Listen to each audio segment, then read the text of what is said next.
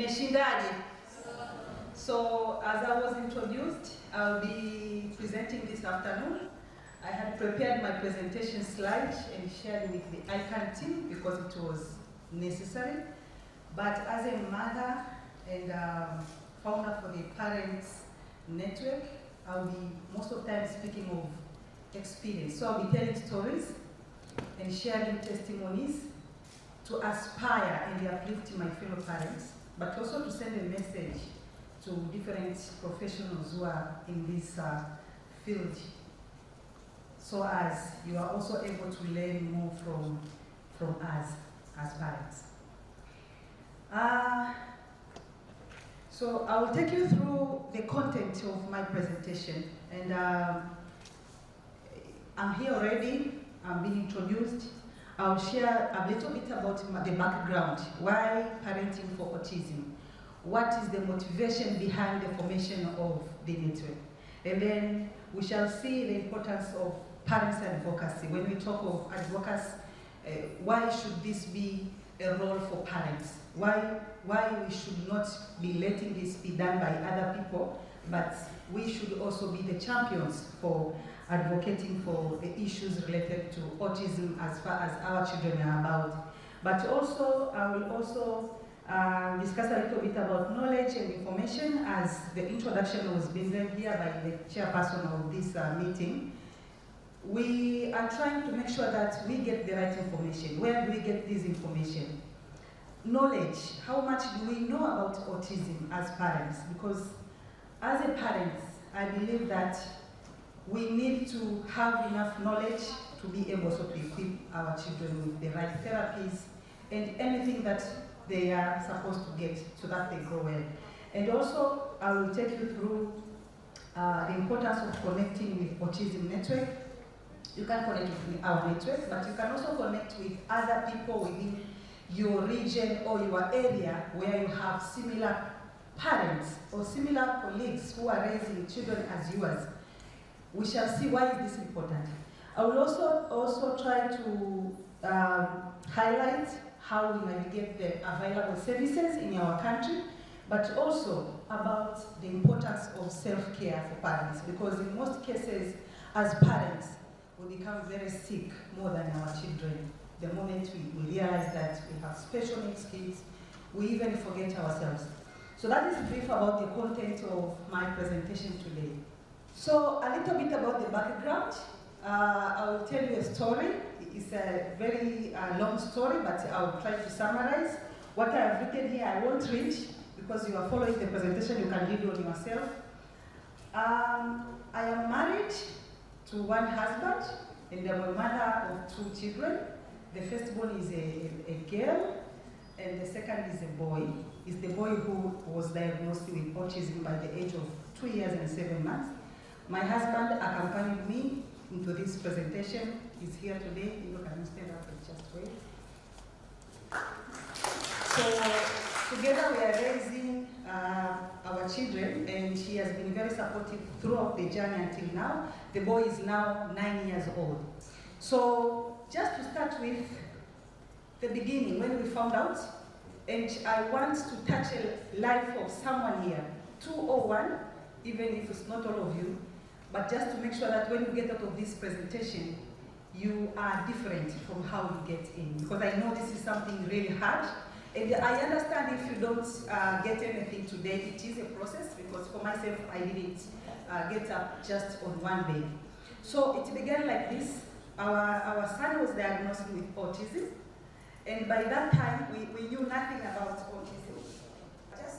Just like most people, we knew nothing about autism, so we had to read and get people who could tell us a little bit about autism, and we got the recommendation to take our child to a special place or a center where he could get therapy. Now, during the time that we are parents, seated waiting for our children to finish the therapy sessions for us to take them home, I met this lady. She had a child who was a girl, 9 years old by that time, and our son was just 2 years and 7 months.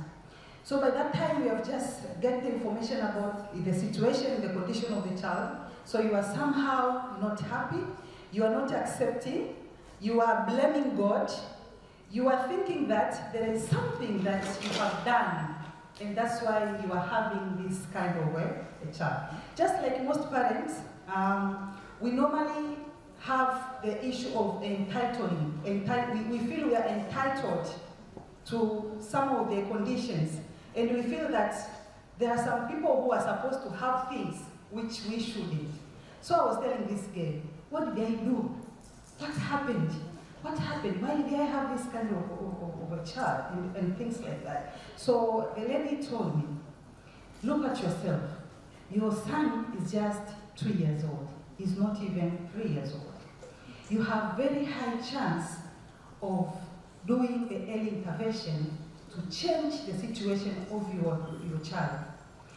I have an 8 years daughter.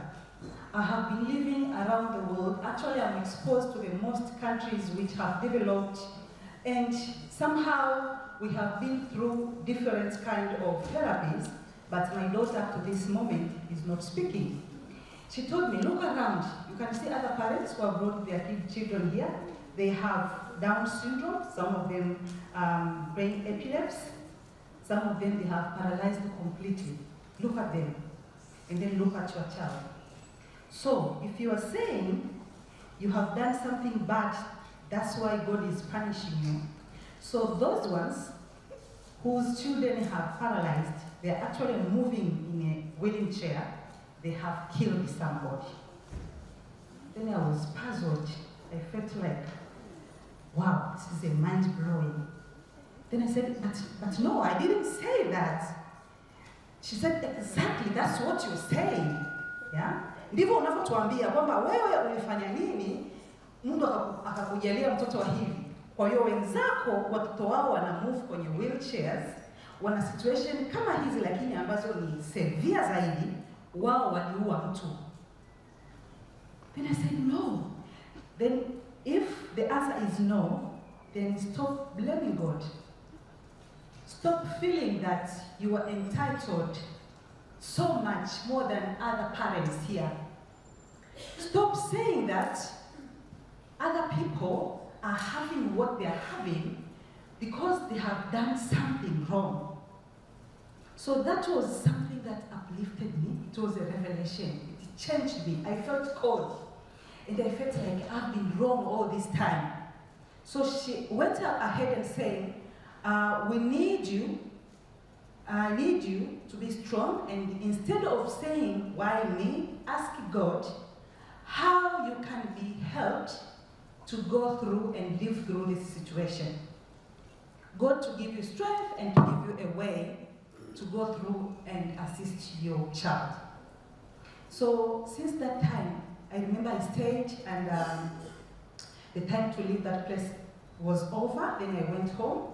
I didn't tell my husband about that, but it is something which stayed in my mind for over a week, thinking, because now I feel different. Somehow that woman moved me from the state which I was to somewhere which I used not to believe that I can be. And I started to look at my son differently. And then I thought, maybe it is very, very powerful to have more parents speaking to each other, telling stories about one child different from yours, because I want to believe that every child is different. My child can have a same condition like yours, but they have different, let's say, severity. So when we meet, we are first in a safe space. No one is judging anybody because we have issues which are similar. So by doing that kind of discussion, we are able to open up and speak a lot about our experiences. So that was the way I conceived the idea, and then I shared that with my husband. So in 2020, that was during COVID time, we were not going to work, we were staying home, trying to hibernate, and we came up with this Parenting for Autism Network, in short, PANetwork. And we started with just 5 parents, up to now where we have more than 100 parents. So we come to the another slide, the importance of parents' advocacy. My understanding is that We have people who do advocacy for a lot of things. But when it comes to advocacy for our children, there are a lot of issues that I think parents are the ones who are aware about what we go through, what our children go through. When we are looking for a school, for instance, we find that there are no environment suitable for our children. We are the ones who are facing that. So we are the ones who have carried, let's say, a load on our shoulders. You are able to explain the situation better as a parent rather than anybody else who is just a person understanding the issue, is aware of the matter, but not necessarily having a child who has the same condition as yours. So you have supporting individuals' needs. As I said, well, our children are different, they have different needs, looking for therapies, looking for education facilities, etc., etc. There are a lot of issues that we needed to make sure that they are specifically understood and met. So that's why it is very important for parents to come together and to not to shy away. When I say not to shy away, it means if you are not free and comfortable to speak about the situation of upbringing or bringing up your child, find the right community who are able to discuss these things. And when you are together, you will feel more powerful than when you are alone. Unajua ukiwa peke yako, ukipeleka jambo kwa mfano, unachukulia mfano mrahisi, ukipeleka jambo kwa mtu anayefanya maamuzi, unaweza ukakosa nguvu ya kulieleza vizuri. Lakini mkiwa wengi ni rahisi kwa sababu mnaweza kuwa mna sababu tofauti. Ukishow point wewe, mwenzako anaweza akaconnect kutoka pale ulipoishia kwa sababu naye ana kitu ambacho kinafanana na kinahitaji utatuzi ama uangalizi ama intervention. So that's why it is very, very important for parents to be part of advocacy when it comes to issues, let's say, for education, challenges that we are facing, support, but also I've spoken about the early intervention. Where do we take our children, for instance, for therapies? It is very difficult for you to learn if you're just asking anybody, but if you are learning this from somebody who has either trained, like is a therapist, or you are asking somebody who is a parent like you, they have seen the benefits they get, or they have seen the advancement of their children from a certain support that they get, they are able to share the same. So that's how it goes viral and is spreading like a fire in the bush and reach more parents who are also in a same situation. But also, there is the issue of breaking stigma. When we are so many as parents raising children of the same condition, we are able to challenge the stigma and misconceptions about autism. I will just want to give you an example. Sometimes at home, if you have neighbors who have never heard about autism, and I want to say that it is okay for them because I remember I didn't know anything about autism. And maybe, God forgive me, I've also been weird maybe to some other parents sometimes who had children with same situations or even worse. The moment you are in a situation is when you are finding yourself that you needed to learn about the condition. So sometimes you can only break a stigma because you have the right knowledge.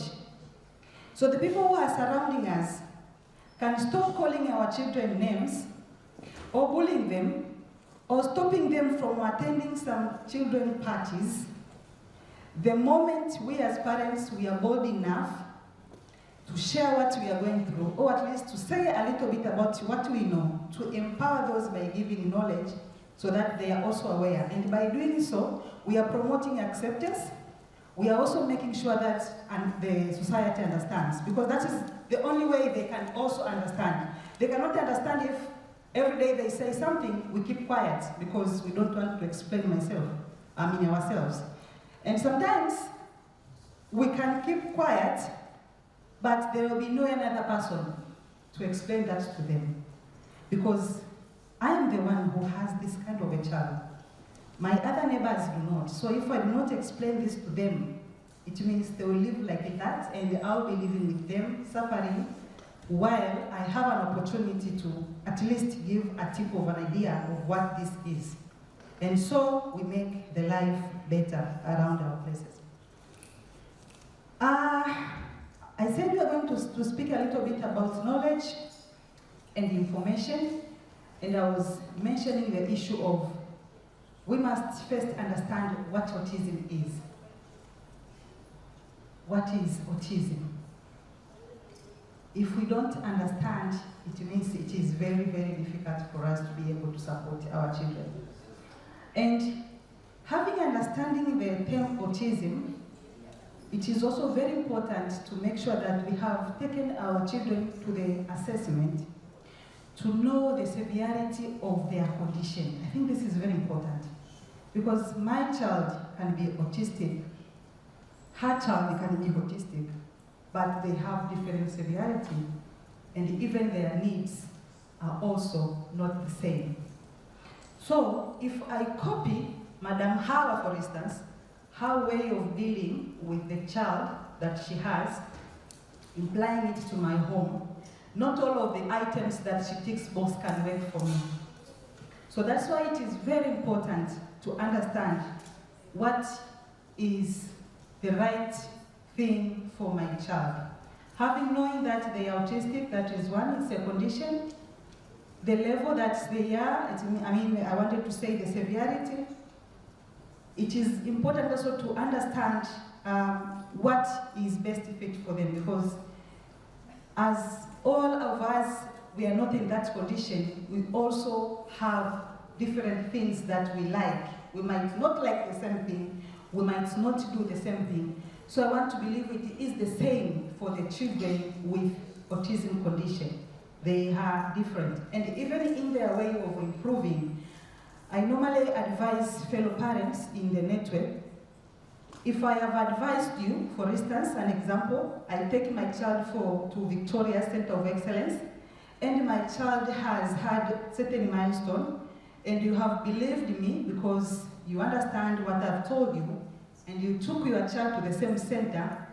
If your child didn't improve the same way my child did, it should not be a blame for that place. Because I think this is something which parents are struggling with. Kwa nini mimi mtoto wangu nimempeleka mbona hajawa kama wako? You know? Nataka mtoto wangu awe kama wako. So this is one thing which I think we should be knowledgeable about. That as much as they can improve, as much as they can make progress from one point to another, they might not be similar to all children. Kama ambavyo nyumbani tuna watoto hawafanani, tumezaliwa, tunatofautiana viwango vya uelewa na akili shuleni, kazini, hata watoto wenye autism wanatofautiana kwenye level zao za kuprogress na kuelewa vitu. So this is very, very important, and I want all parents who are in here to understand. So for me, it has also helped me not to blame anybody who is assisting with the therapies for my son, because I stopped comparing. And when somebody comes and says, I want my child to be like yours is doing very better, he's now speaking. He used not to be speaking until the age of 5, now the child is speaking. Give me that speech therapist. I would say, okay, you can have the same speech therapist, but it might not guarantee the same result. So that is something which is very important that as parents we need to consider. Knowledge and information about autism spectrum specific to your kid, but also knowing that the available education services that we have in the country, the therapies, support, and everything that we need to be informed of for the well-being and the upbringing of our children, we equip ourselves so that it helps us not to get frustrated along the line of parenting. Now 5 minutes to go. Yes, I'm finishing. So connecting with the autism community, this is very important because we find ourselves in the places where we are not free to express our issues regarding our children. So it is quite important to get the community that have similar if possible, similar issues. So whether it's a WhatsApp group, whether it's a network like ours, connect, because it's a safe space. I call it safe space. Ile sehemu ambayo utaenda utajieleza bila kuona kama kuna mtu anakuhukumu. Yeah? You come, you share your experience, you make sure that people do listen to you, they understand. Some of them have been there before because their children are older than yours. So they will share with you and it will help you during the process. So in navigating the services, I think I've spoken this when I was here, when I was trying to elaborate the other slide, that the moment you know your child has the condition, you have to be sure that you know in specific what kind of a customized service is available, for instance, but also best for your child. So that will help you a lot, instead of just getting advice anyhow, anywhere, and taking your child just like that. So this is the very last slide, which I would like to emphasize. Most parents, the moment we are aware that we have a child with a special condition, we become very sick. And I want to believe that most of us, we are sick. If autism is sickness, then we are sick more than our children. So amidst the demand of caring for the child with autism, self-care is very, very important. Make sure you have the best supporting system in place for you. And I'm not saying that you should compare yourself, because sometimes our economic capacity are different. So you might not be in a position to hire maybe 2 or 3 dadas, but within your capacity, try to find the support system that will enable you not to run mad as you are raising your child. And do not forget that you cannot pour from an empty cup. Uwezo wako wa kumsaidia mtoto utakuwa vizuri zaidi unapokuwa uko mentally fit. So make sure you have time for yourself to take good care of yourself so that you are able to take care of your child. And that is the end of my presentation today.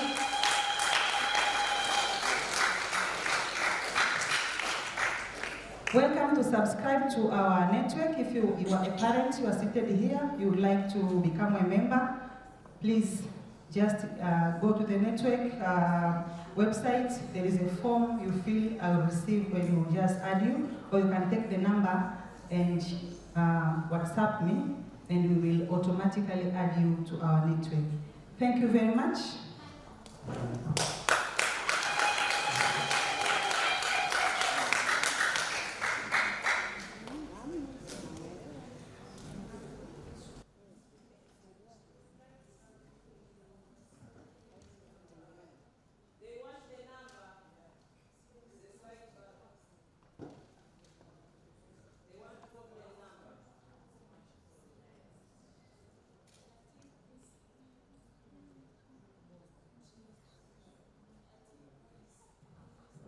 I told you, please put the last slide, just the last slide.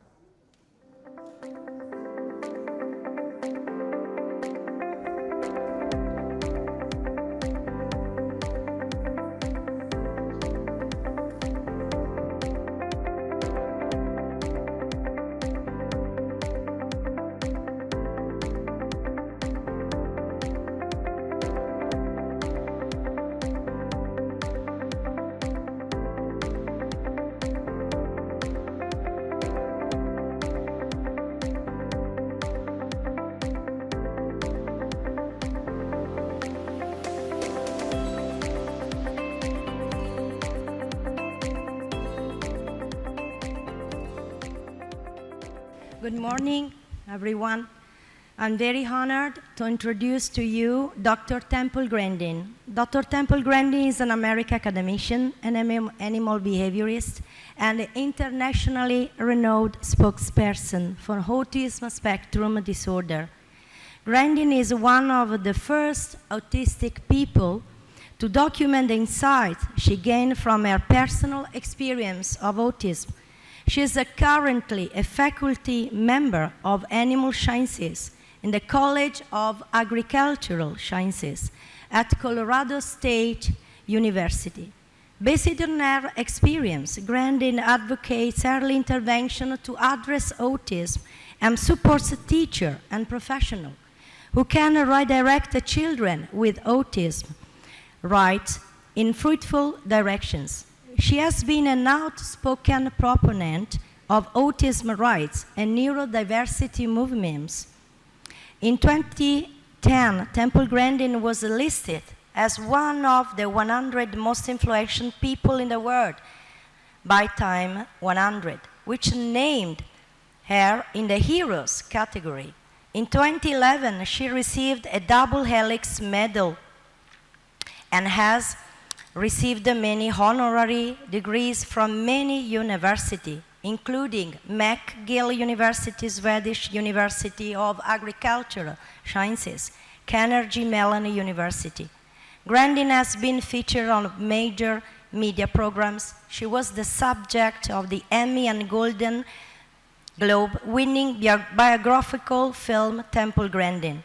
In 2018, Grandin as a feature in documentary This Business of Autism, which explore autism employment and the success story of autism employers. She has been written up in Time magazine, People magazine, Discover magazine, Forbes, and the New York Times. She is best known for designing the Hug Machine, which is a deep depression gadget planned to calm extremely sensitive people, ordinary people with autism. Temple Grandin, thank you. Hi, I'm Temple Grandin. I'm a professor of animal science at Colorado State University. In fact, I've been at Colorado State University for a long time. And I have autism. I had no speech until age 4. And I was very, very lucky to get into some very, very good early education. I cannot emphasize how important it is to get little 2-year-olds and 3-year-olds who are not talking into therapy. And if therapy is not available, then you get grandmothers to work with the child. Get grandmothers that know how to engage that child, teach them how to take turns at little games. Let's say the kid's lining up blocks, then have the child take turns with you lining up the blocks. Also, you want to teach speech. I want to give you a hint. Slow down when you talk to these kids. Slow down and give the child time to respond. These kids are like a phone with bad service. You have to wait for it to download the web page. That's how these kids are. So I want to work on speech, turn taking at games, and then skills. Things like washing your hands, brushing your teeth, putting a shirt on, basic skills. And if you're getting good progress, the kid should like going to therapy. The child should enjoy therapy. And if therapy is not enjoyed, then you're pushing them into sensory overload. But I cannot emphasize this enough. You have little 2- and 3-year-olds that are not talking. You must start working with them now. Absolutely now. Now, my very first slide shows a picture of me teaching my class. I'm a college professor. And there's been a lot of issues about identity recently. And my identity is my career. I'm now 76 years old. I've taken my speaking engagement money and paid to put graduate students to the university. I have 3 that are now professors. Very proud of them. And so becoming a successful university professor and designer of equipment has really made my life worthwhile. The next slide talks about brain variability. Autism is a continuous trait. You can go from slightly awkward and nerdy to somebody who's nonverbal, that may have severe epilepsy and mobility issues. It's a very big spectrum. And a brain can either be sort of more cognitive and thinking, or a brain can be more social, emotional. And in the mildest forms, it's a personality variant. The other thing I want to warn you about diagnosis is over the years, doctors have changed the diagnosis. Back in the 1980s, to get an autism diagnosis, a child had to have a definite speech delay. And then in the early 90s, you get the Asperger's where it was autism, no speech delay. And then in 2013, they merged it all together. And that's really made diagnosis difficult. But if you have a child that's not speaking, you need to be working with them. And if they don't gain speech, then what you need to do is give them a way to communicate. And one of the simplest things you can do is have them just type on a tablet using a text messaging program. There's lots of old tablets around, and that can be used as a communication device, or a picture board where they can point to things, or sign language. But if you can't get the child to talk, quickly, then you've got to give them a way to communicate, because not being able to communicate is so frustrating. I can remember screaming when I couldn't tell my mother I didn't want to wear a hat. It was the most frustrating thing. Now, in the family histories of people who are autistic, you often have a lot more scientists and computer people. And then if you have bipolar, then you have more people in the arts. Now, a lot of famous people probably were autistic. Thomas Edison is shown on the next slide. He probably was autistic. And on my next slide, Einstein is shown. He had no speech until age 3. He would be in an autism program today. And he was one of the most brilliant mathematical geniuses of all time.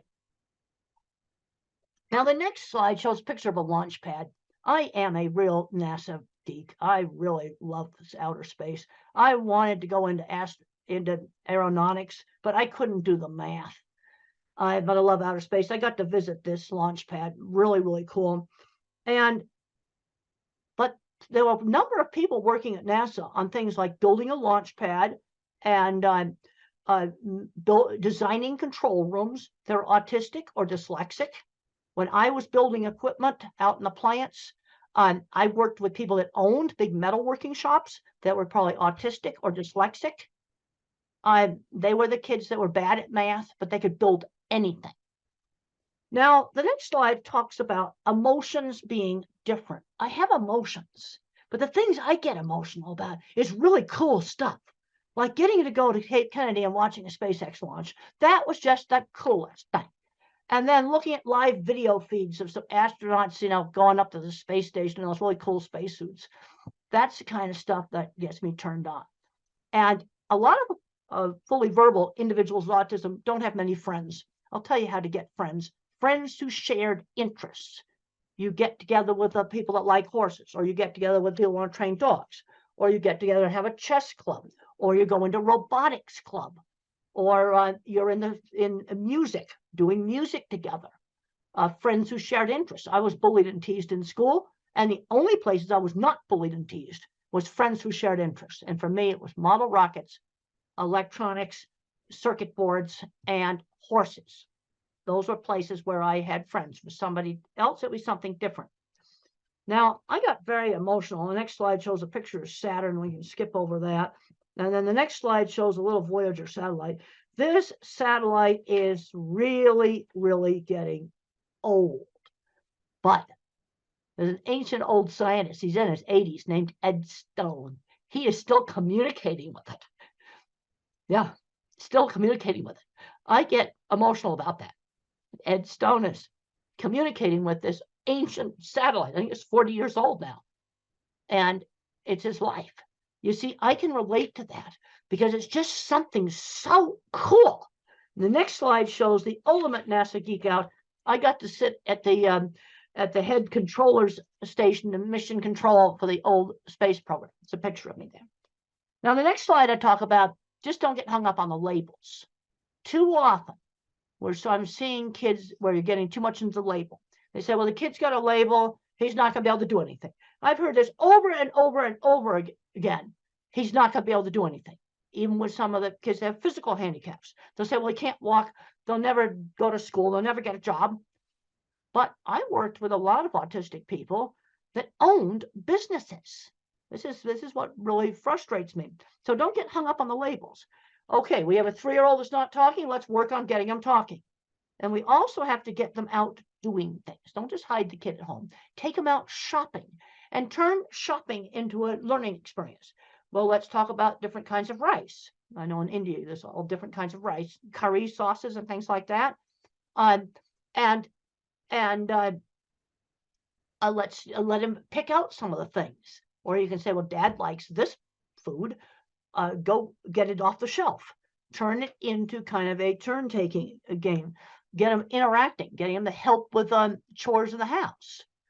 Now I have grandparents. On the next slide, grandparents come up to me all the time, and they discover they're autistic when the kids get diagnosed, and they would be the milder type, probably with no speech delay. And where that diagnosis really helped that adult is it helped them with their relationships. That's where it really, really helped them. Because then I had a lady come up to me at the airport, and she said to me, well, that my book, Thinking in Pictures, helped her understand her engineer husband. There's my book, Thinking in Pictures, my old autobiography, Thinking in Pictures. She now understood her engineer husband, who now that she had found out that about autism. You know, these kind of things are coming up all the time. But I'm seeing too many kids today ending up playing video games all day, and they're not doing anything else. They're not working in the video game industry. And I don't recommend the video game industry because a lot of that work's going to get replaced by artificial intelligence. I'll tell you the work that's not going to get replaced. Kinds of stuff that I did. Fixing motorcycles. That's not going to get replaced. AI is not going to do that.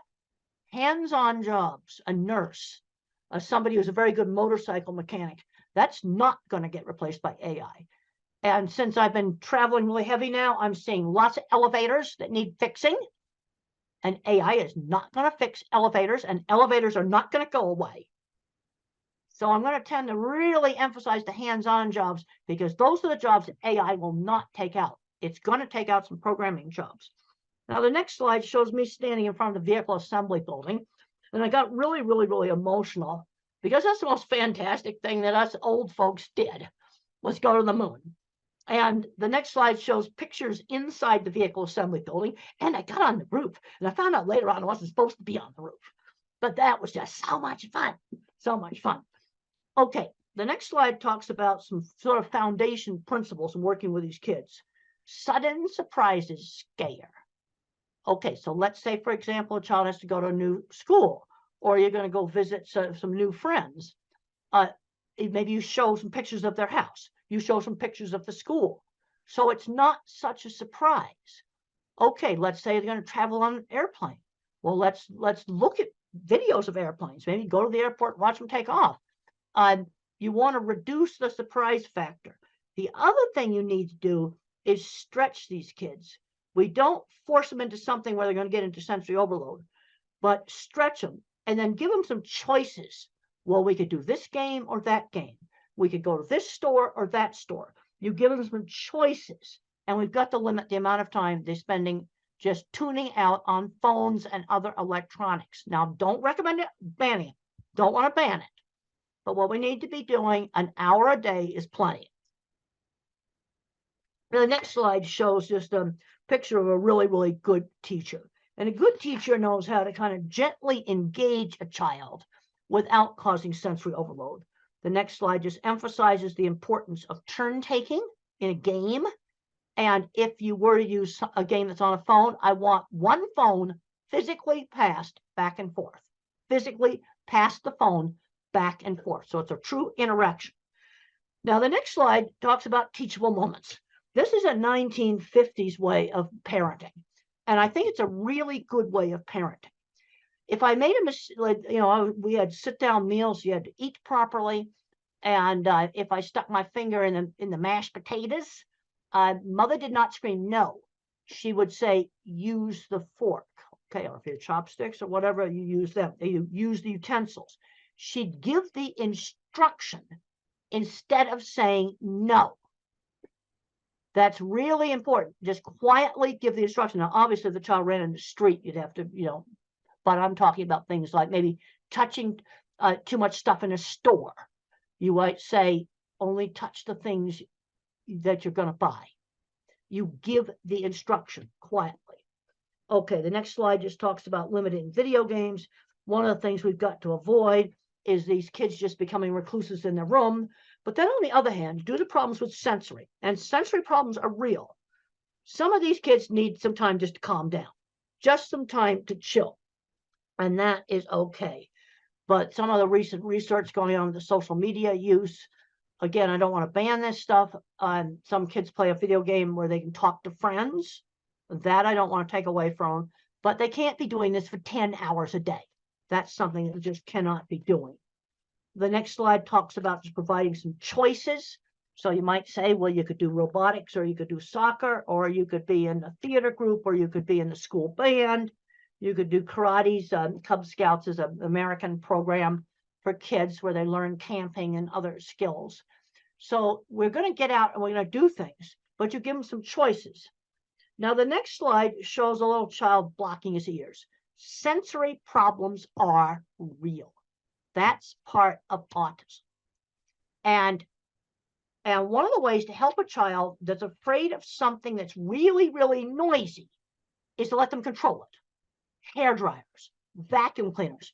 Let the child turn that thing on and off where they control it. And I've talked to several families where the vacuum cleaner went from the most hated fear thing to their favorite toy when the kid could control it. Same thing with car horns. Let the child beep it. Now, if some kids wear ear protectors all the time to block out sound, if you wear those all the time, sound sensitivity will get worse. That is something you do not want to do. But to give you control, you can have those headphones with you all the time. Have them with you. They can be around your neck. They can be on the top of your head. Have them with you. And then you only wear them when you get in a really noisy place like the train station. Okay, so if something really noisy like that, you wear the headphones. But the rest of the time, you have them off, but you have them with you. You see, this control is so important. And then another thing we have to be looking at is problems with flickering on LED lights. Some LED lights flicker. I just found out one of my students who's not autistic, but sensitive, that our beautiful new lecture hall has lights that flicker. In new construction, let's try to not go that. Let me tell you how you can find them. Take this thing out here, right here, put it on slow motion video, and take pictures of the room, and you'll find the bad lights. So what do you do if you have a classroom with awful lights, which unfortunately, I just found out that our beautiful new classroom has awful lights. Well, there's two things you can do. Put the desk over by the window, or go find an LED that does not flicker. Put it in a lamp that the child could bring to school and put next to the desk, and wear a hat with a brim. That will also help block out the ceiling lights. So I want to try to give you simple stuff that you can go. Now you can skip over the slide here about the headphones. We already talked about that. The next slide talks about sensory perception in autism. And these sensory sensitivities are part of the neurobiology of autism. And they're very variable. Like, I do not have visual sensitivities. I teach classes in this classroom. I didn't see it flicker. You see, this is where autism is so variable. One individual or adult will have problems with lights flickering. Also, you can get it in some dyslexics, not all of them. Also, some head injuries, too, can also give problems with lights flickering. But sensory problems go with it. Then the next slide talks about just checking for deafness. Auditory threshold's normal, but there's a problem with auditory detail. It's very important when you're teaching these kids speech, slow down when you talk to them. Because when the parents talked fast, just went a blabber. You got to slow down when you talk to them. Give the child time to respond. They're like a phone with a bad connection. Give them time to respond. And even though the threshold for hearing a faint sound, if let's just give an example. If I said the word dog, maybe the child just hears oh. So when my speech teacher worked with me, they'd go dog, and then they'd go dog, really slowing down and enunciating the sounds. Now, there's three basic ways that speech can have problems. I had problems with hearing auditory detail. That's an auditory processing problem. Then I had problems with getting my speech out, almost like a stutter. But now the next slide just talks about echolalic kids. Echolalic kids are the ones that will recite TV show and movie scripts, things that they've listened to over and over and over again. But the problem is they don't know what the speech means. They don't know what it means. So what you have to do is find some lines from that movie that you can put in a real situation. I was just up in Canada, and a teacher told me that this little boy sung on Yellow School Bus, something he'd heard, Yellow School Bus. And I said, that's an easy one. When you go out to the school bus, which happens to be yellow, you say Yellow School Bus, that line from the script, just as you're going up to the yellow school bus. And you've taken that out of the script of some, kids program thing that they've played over and over again. And it tends to be something they've played over and over again that they pick up these lines from. The next thing I talk about is attention shifting slowness. You see, if you're a phone with only 1 bar of service or a computer with a very small processor, it's hard for me to multitask. It's hard for me to switch attention back and forth. This is why multitasking jobs can be so difficult. Like a busy takeout window or a very busy restaurant where they just have to dish out a lot of orders all at once. That would be a problem. The next slide shows it's an old study done by Ami Klin with some of the very early eye tracking software. And they watched a movie called Who's Afraid of Virginia Woolf, an old black and white movie. But look at how many times the normal person looked back and forth between the eyes. There's nothing in this paper about attention shift. It's all about social. The normal person looked at the eyes. But I looked at this, the autistic's trying to read lips in the mouth, and look at how many times the so-called normal person has shifted attention compared to the autistic. This is the best picture I have gotten, this ancient old paper on attention shift. Now, the next slide just shows a thing that I did on a childhood assignment when I was 5 years old, and I was so frustrated. And I was supposed to mark the pictures that began with the letter B. B as in beautiful. I knew my alphabet, and I marked the suitcase as a B for bag. And they didn't give me time to explain that in my family, we called them bags. And it was so frustrating because I understood the B concept. The next slide shows how some people that have visual processing problems can actually have images break up. And this is a slide from some of the people with migraines also have some of the similar things. The next slide just shows some video interference that might be kind of give you an idea of what the individual very severe visual processing problems might have. And if you're working with nonverbals, there's some really good books like Tito Mukhopadhyay, he's from India. How Can I Talk If My Lips Don't Move? It's a great book.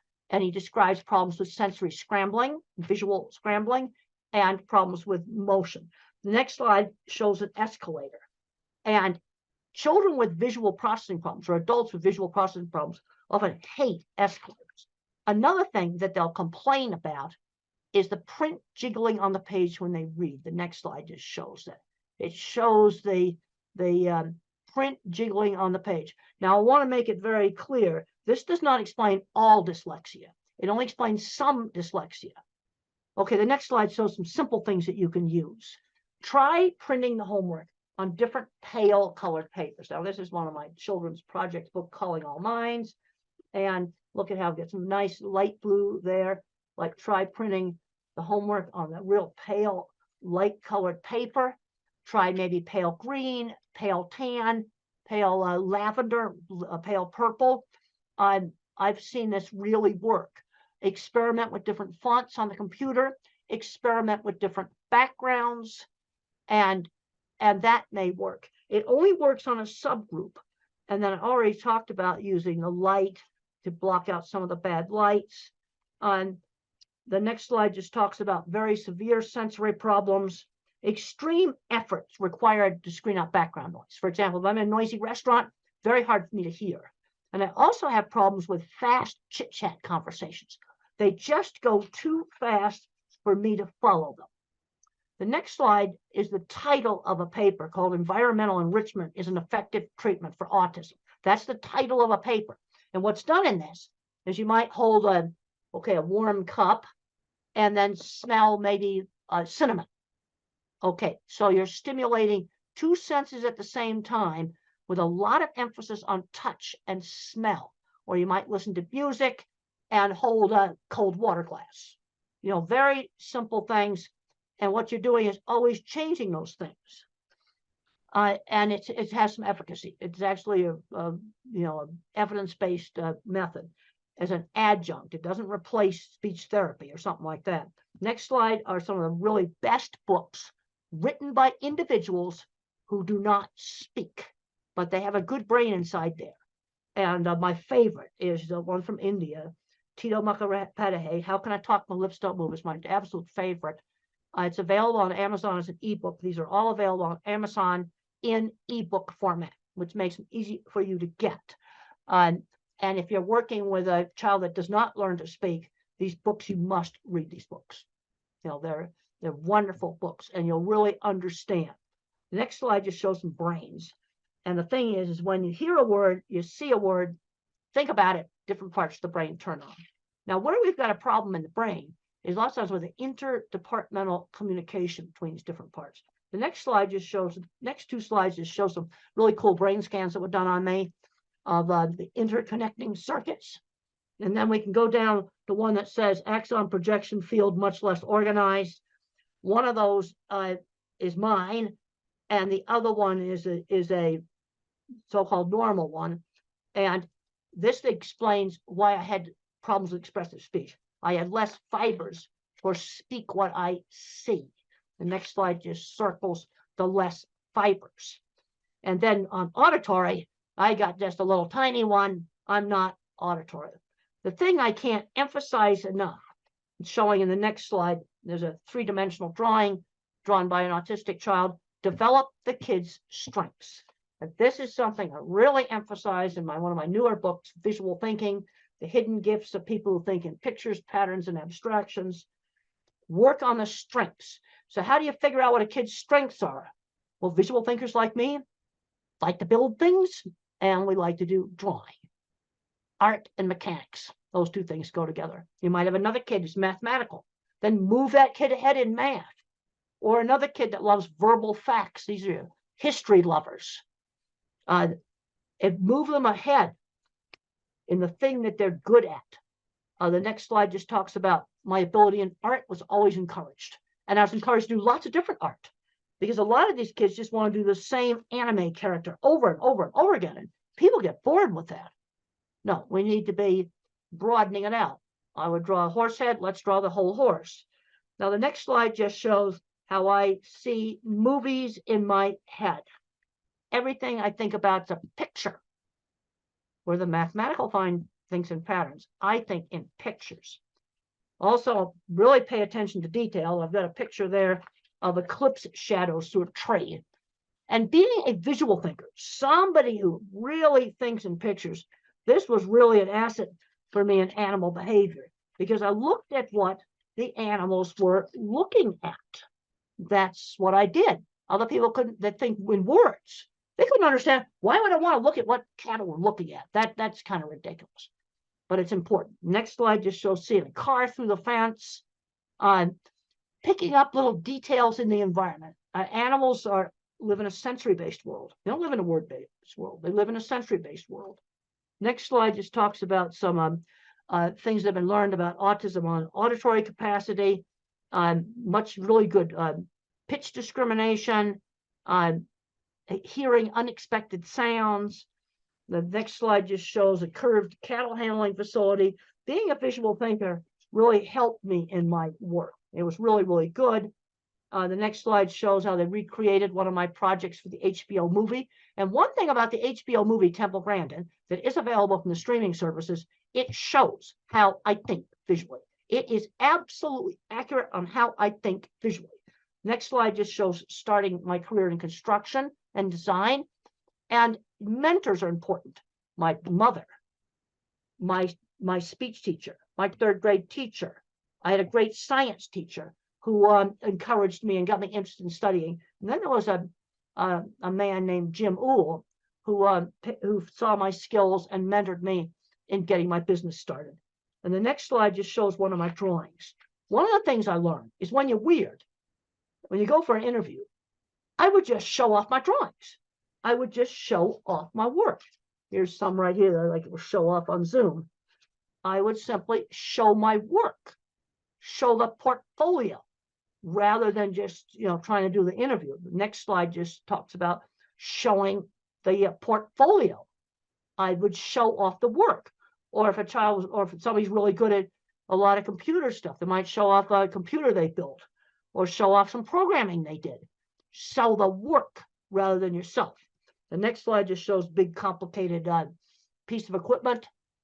Yes, I worked with people that had autism that built these things. This is what gets me very frustrated as I go back and forth between the educational world and the autism world and the industrial world. We have a big issue right now with skill loss. We don't have anybody to fix the elevators.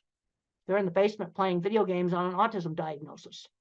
Next slide just shows some people looking at it, and just mentioned that there was a lot of autistic people that I worked with that owned shops. But one of the mistakes that's been made in a lot of countries is taking the hands-on classes out. And I discussed this in my book on visual thinking. It's one of the things I discussed in my book, Visual Thinking.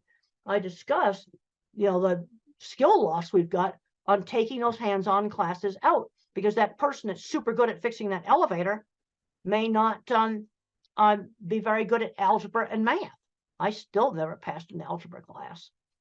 Now, I didn't know that I thought visually until I was in my late 30s. And I'm going to show you how I found out. I realized this is one of the slides. I realized my thinking was different when I asked people to think about church steeple. Okay, why did I pick that out?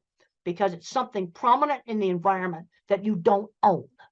Most people could see their own car or maybe see their own house if I ask them about it. So I say, think about a church steeple. How does it come into your mind? Now, visual thinkers like me see them come up as individual pictures and name off where they're located. Where somebody that is very, very verbal may just see two lines. This was a shock to me. They might just see two lines like that. That's all they see.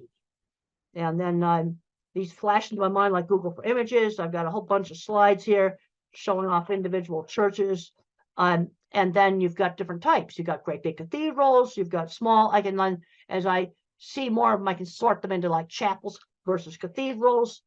And then I get into some slides that show that I have a huge visual thinking circuit in my brain.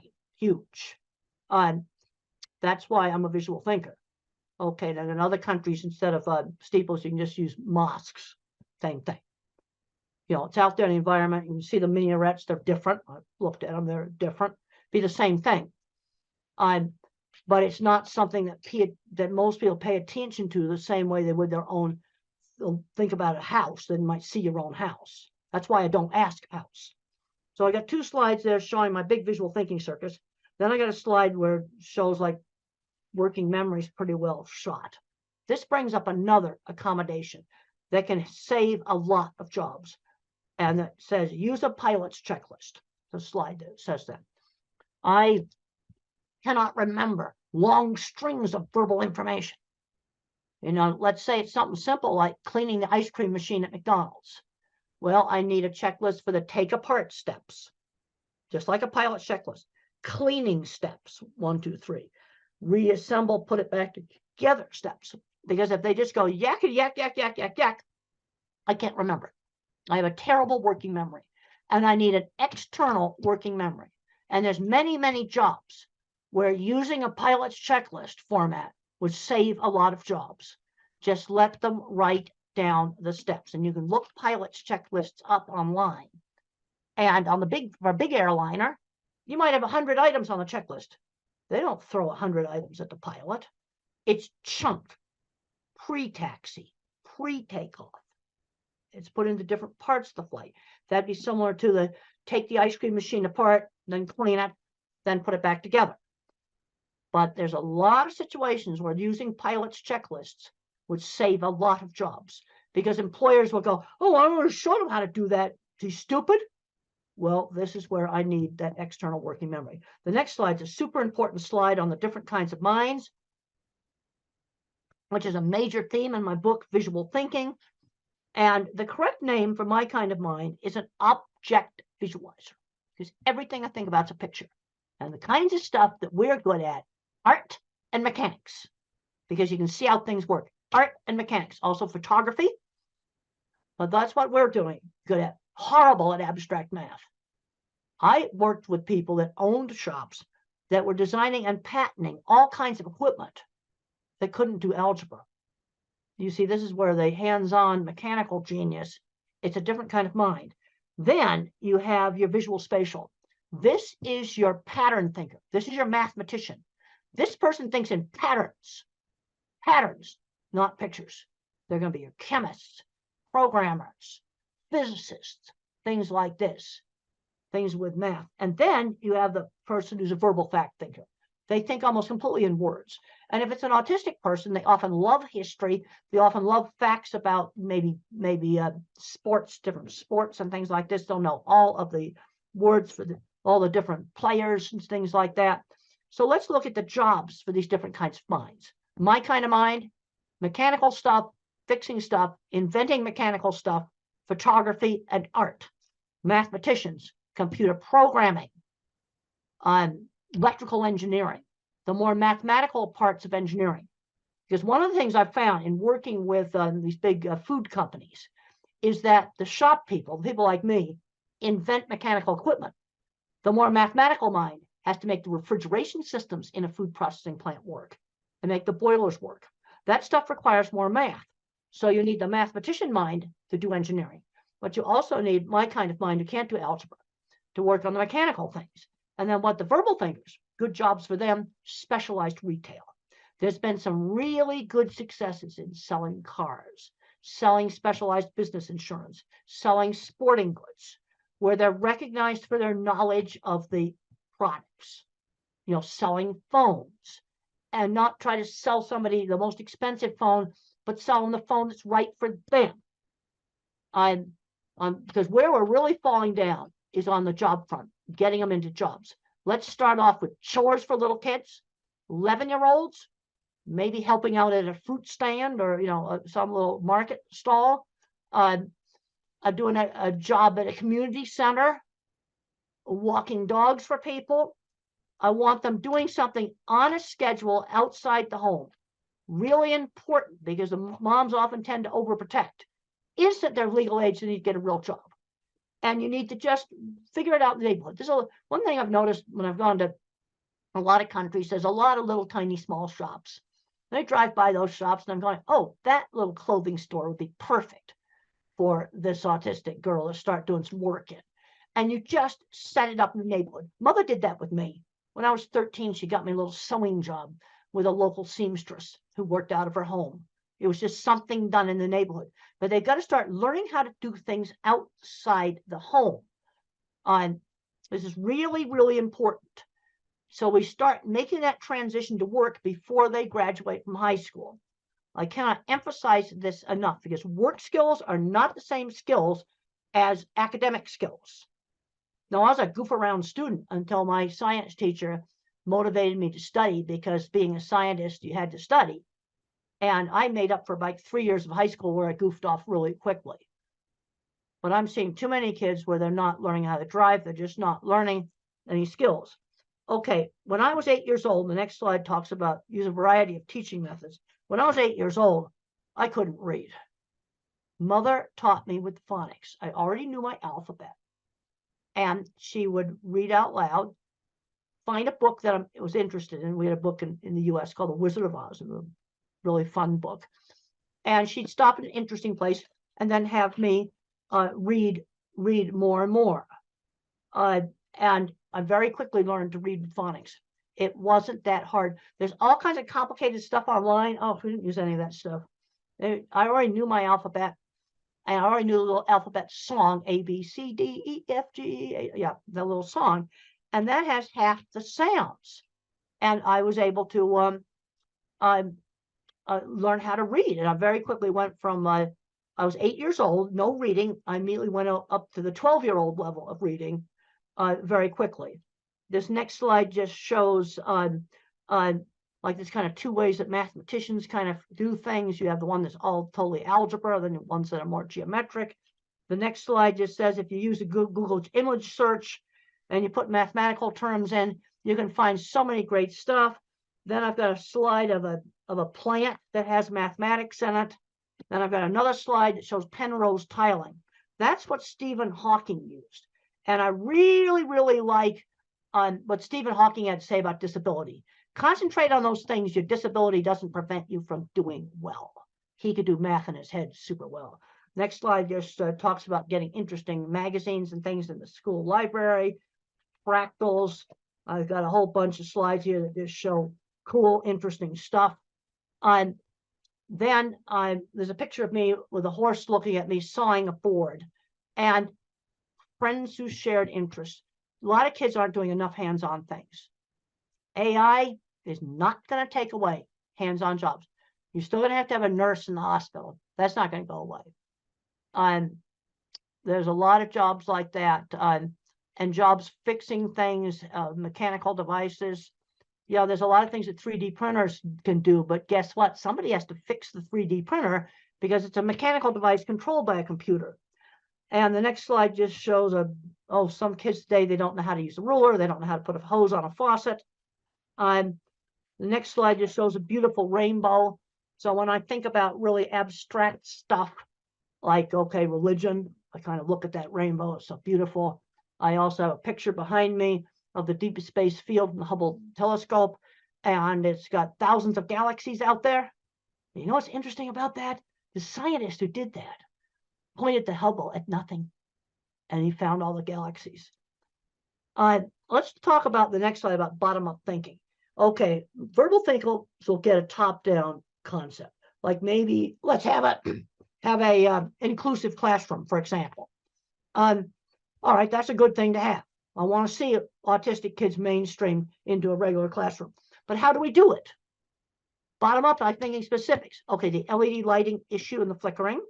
Bullying has got to be gotten under control. Those are two things we have to do. Using the pilot's checklists would be another thing. You see, those are specific things that you could do to make a classroom more inclusive. The next picture just shows autistic kids sorting different things in his mind. And my mind's like a spreadsheet. So when I was a little kid, I said cats are smaller than dogs. But then when our neighbors got a little tiny dachshund, she was the same size as a cat.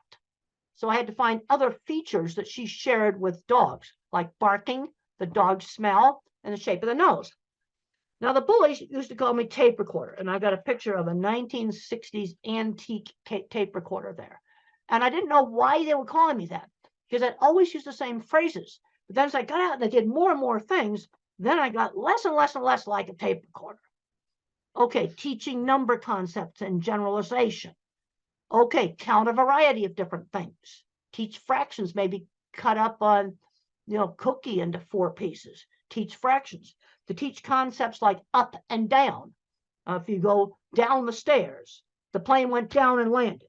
I put this cup down. And you want to show several different examples, because if down was only related to the stairs, I think it only applied to stairs. So I've got to give different things where I use the concept of down. And then the brain pictures there just show that looking at things is more interesting than people. Yep. I get really turned on about things like the scientist who had the guts to point the Hubble at nothing, and he found everything. The other scientists thought it was stupid to waste the expensive observing time on looking at nothing. Single most important picture that telescope took. Okay, the next slide is just more stuff on friends who shared interests. We've already discussed that. And the next thing on 1950s upbringing, this is where there were some things, social things, at least in the US, were taught in a much more structured way in the 50s. Turn taking at games, being on time. That was drilled into me. And I think we had a big, huge school clock that was this big. And every time the second hand went around, the minute hand did 1 click. I could see it.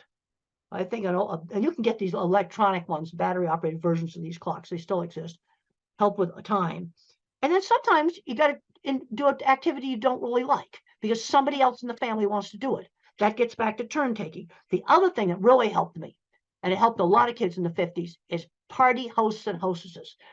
In the 50s, when we were 7 and 8 years old, we had to dress up in our good clothes, and we had to like pass the snacks around, greet the guests, be little hosts at the parties.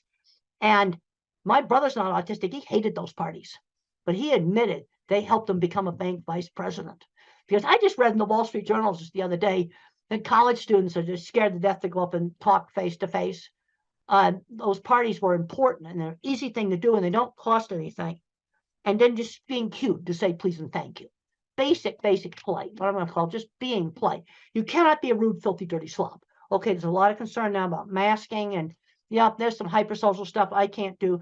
You can be eccentric. I dress kind of eccentric, but you cannot be a rude, filthy, dirty slob.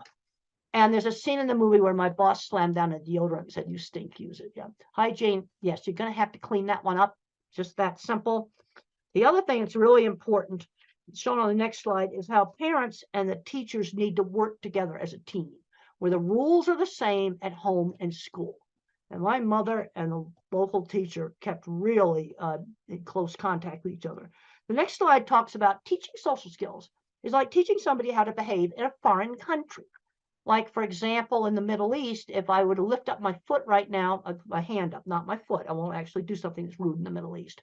Put my foot up and show it to the screen, that would be the rudest thing I could do. Now, normally I wouldn't do that anyway, but there'd be other situations where I might just accidentally do that. I have no way of knowing that's rude unless somebody tells me. Well, that's sort of how teaching everything is. Teaching shaking hands, ordering.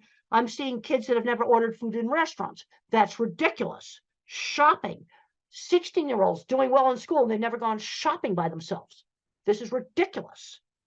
The next slide, I got to visit the Jet Propulsion Lab. And those are the guys that run mission control. Eccentric's fine. Red hair is fine. Dyed hair is fine. Filthy, dirty slobs are not okay. Now, the other thing just shows some of NASA work stuff. And when the space shuttle got canceled, the scientists cried. It was the saddest thing you ever saw. Anger doesn't cut it at work. People who throw tools get fired at NASA.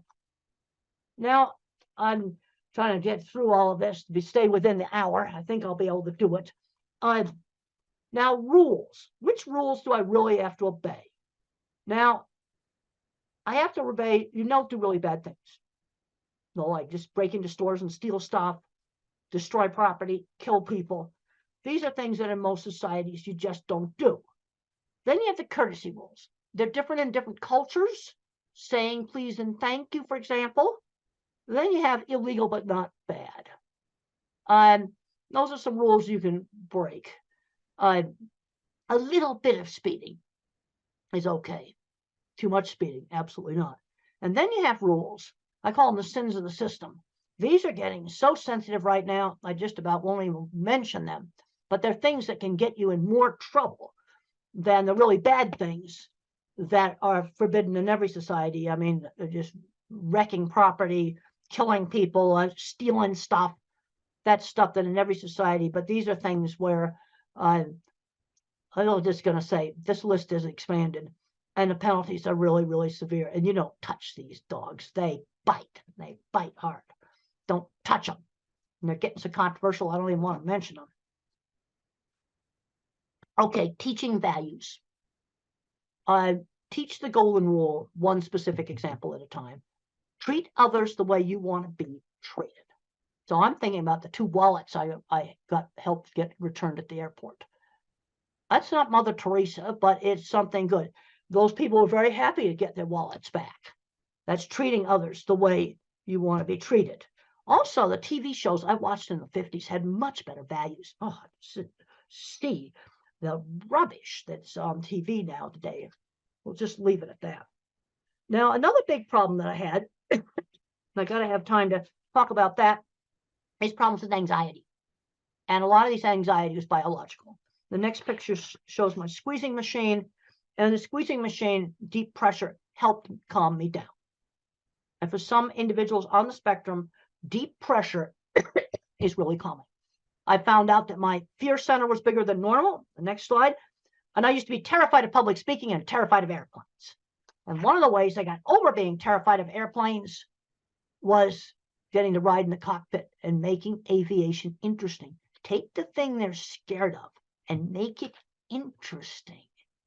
Things get interesting, they tend to be less scary. But I have been taking antidepressant medication for the last 40 years. I'm on an old drug. Okay, it's fully explained in my old book. And you know what? The meds haven't changed. The generic meds are the same stuff we had 25 years ago. And so thinking in pictures is still accurate. We just did some revisions just a couple of years ago on it. And if you're thinking about, especially for a teenager or adult taking medication, I'd recommend reading a chapter that I call A Believer in Biochemistry. But a big mistake made with antidepressants is too high a dose, way too high a dose. Starter dose or less. Because if you go too high a dose, you get agitation and insomnia. No, the medication saved me. Colitis and other very bad stress-related health problems cleared up. They really helped me. That there's way too many drugs given out to little kids. Way too many powerful drugs given out to little kids. You know, I'd take an old-fashioned antidepressant, Prozac or fluoxetine or sertraline, that's Zoloft, or Celexa. Some of these other drugs also work well. The next slides just show a rear view of my squeeze machine and how you can do cushions for doing deep pressure on children. There's another slide there showing swinging a child. And sometimes when you swing a child or when a child rides a horse, they say their first words because of the rhythm. Another slide just shows a weighted vest. You know, these are things you can try. They don't work for everybody. See, this is the problem. Work for some and not for others. But if you work on kind of desensitizing to touch, that can be really, really helpful. You see, I could control the squeeze machine. Let's get back to this whole thing of control. Exercise. A lot of kids aren't getting enough exercise. I got a slide in there saying I do 100 sit-ups every night. I hate every one of them. Burst of hard exercise really can be helpful. Really helpful. Then my elementary school life skills training, we talked about the party hostess. Another thing I sold candy for charity, and I was shopping by myself for little toys. I got a little allowance, and I'd buy comic books with that. But if I wanted this little toy airplane, I had to save for 2 weeks. I was learning how to save money when I was 7 and 8 years old.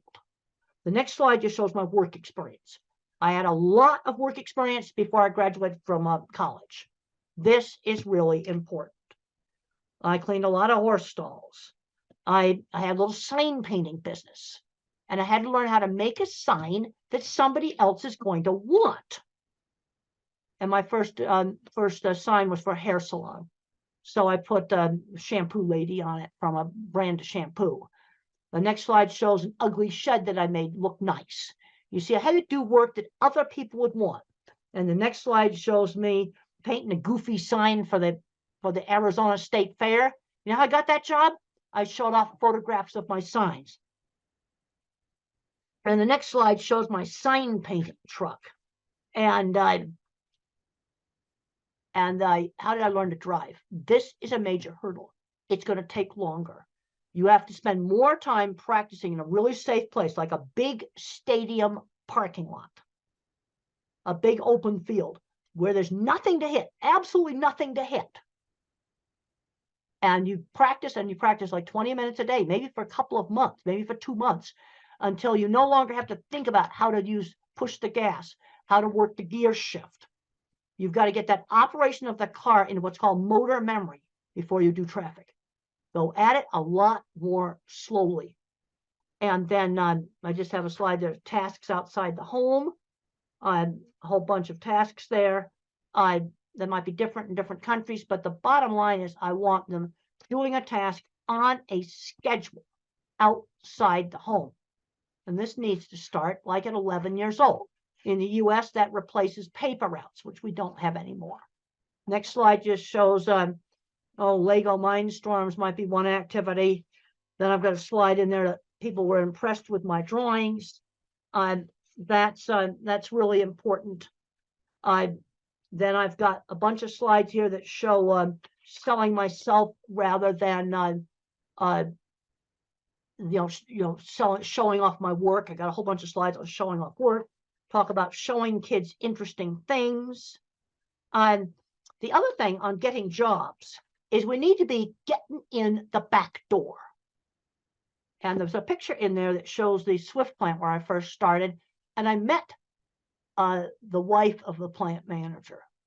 Yeah, you see, use connections. And then there's my, I was wearing this shirt that's in the Cowgirl Hall of Fame when I met them. Using, connections to get into jobs, finding mentors. I know I'm running out of time here. Got to just rush through this. Finding mentors. My mother, my elementary school teacher. These are so, so important. And then I have a bunch of slides here that show jobs for the different kinds of thinkers. I don't think I need to read all of that to you. You can look at those. And then to finish up, I've got some stuff on medication in here. Let's try exercise before you try a drug.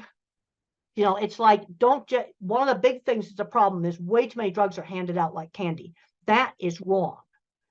And the medication I am on, the antidepressant, is, relatively mild medication.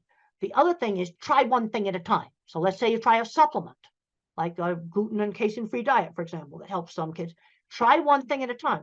If you do a new school and a drug at the same time, you don't know what worked. This is just a basic thing. And no medication is going to give you 100% control of anything. Okay, now in troubleshooting behavior problems, you got to figure out, is the problem biology? Because you might have a nonverbal person that doesn't speak, and they got a stomach ache, and they can't tell you about it. That's going to make a lot of behavior problems. That's biology. Or maybe there's certain loud sounds bothering, or that's biological. Now, behavioral, sometimes you do things to get attention. The whole frustration with not being able to communicate is huge, but I have kind of a little troubleshooting list there of things to try to, especially with nonverbal clients. Then I have a list of painful things that can be wrong with a person who is nonverbal. There's been horrible cases where people have died from a burst appendix. They were nonverbal and they couldn't tell the doctors that they were hurting. And there's a whole list of things that can be painful things, and some books there that might be helpful. Okay, some of the supplements, probiotics. I take probiotics. They've helped me prevent urinary tract infections. They've worked. But I'm taking one probiotic. I'm taking one regular medication, discipramine, an old-fashioned tricyclic antidepressant, and I take one probiotic. I'm not taking pharmacies full of stuff. Let's try to figure out the stuff that works. I then have a list of the antidepressants, and in low doses, the things that they're good at is anxiety. I don't know about depression, but they work for anxiety. Low doses. And then you've got the atypicals. That's the much heavier drugs, and much worse side effects. Things like obesity, for example, can be a side effect, and some shaking disorder. And you want to try to use the lowest dose that will work. Sometimes very, very tiny doses of risperidol help with sensory, but I mean tiny doses. Another low dose principle, use the lowest dose that works. And then for some of the problems with anxiety, sometimes blood pressure pills work. And I've got a slide there that has blood pressure meds on it. And then epilepsy drugs. You can sometimes get outbursts that are actually psychomotor epilepsies, and they're completely random. They can be calm listening to music and have an attack, and we treat it with epilepsy drugs. So that's kind of getting near the end of this. Look up interactions. I'm finding that, let's say you're taking 4 different medications, make sure they don't interact with each other. And you can look that stuff online. It's readily available.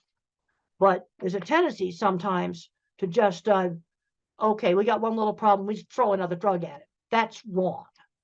But on the other hand, I'm not anti-drug because I think this medication saved me that I'm on. And I write about it in this book. And even though it's 27 years old, it's still accurate because the generic stuff's still the same. And I'm taking a probiotic that prevents urinary tract infections that the doctors could figure out how to stop my urinary tract infections. Now I just take it. They gave me antibiotics to clear it up. And then what the probiotic does is it prevents it. And that's worked for me. Now something may, but that's two things. That's not shelffuls of stuff. Well, I think we've run out of time. I had an hour, and it's been wonderful talking to you by video. I think we've covered a lot of stuff, and it's been great to be here by video. And I want to thank the hosts there for staying on and letting me talk to you, because I do a much better talk when I got people there I can see and talk to. Okay, thank you.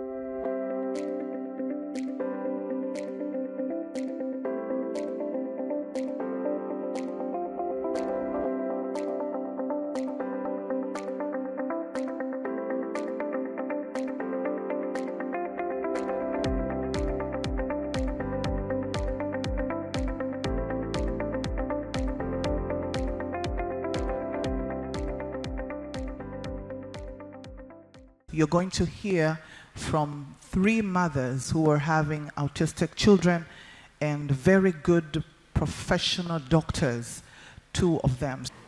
So maybe I can start as a parent, and I know most of us parents here would be wondering, especially parents from Africa. So we're wondering, what are the more advanced interventional therapies, across the world? Because in Africa and in Tanzania, to be more particular, we're already used to the normal basic therapies. So we would like to know from you, doctors, what are the more advanced, intervention therapies out there? Yeah.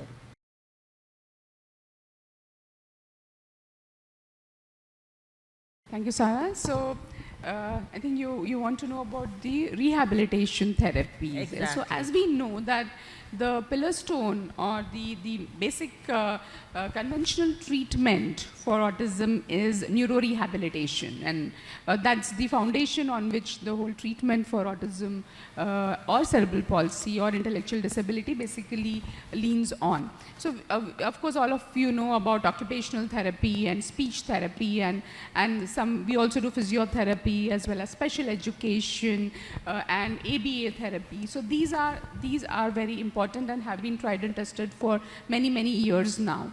But what we also have, especially in India now, we have aquatic therapy. So aquatic therapy is, children love water, right? So basically if you make them like swim in water or do specific therapies in water, they calm down better and it helps them concentrate better, their coordination improves. So coordination is one of the major issues in children with autism. So aquatic therapy has a big role to play in a comprehensive part, as being part of a comprehensive treatment for autism.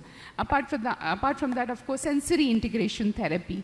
We are aware of sensory integration therapy as a part of occupational therapy, but it's a science in itself because the information processing is a problem in children with autism. So sensory integration therapy, then art-based therapies, animal therapy. I think it's a beautiful therapy. Children are very sensitive and the animals are so sensitive. Like we have trained dogs and horses are a very good medium who sense the children's despair or their moods very well and help them settle down, and they work together beautifully. So animal-based therapy has come up as a part of, as one of the treatments for autism. So what we believe in India and in Eurogen is that it's important to do teamwork.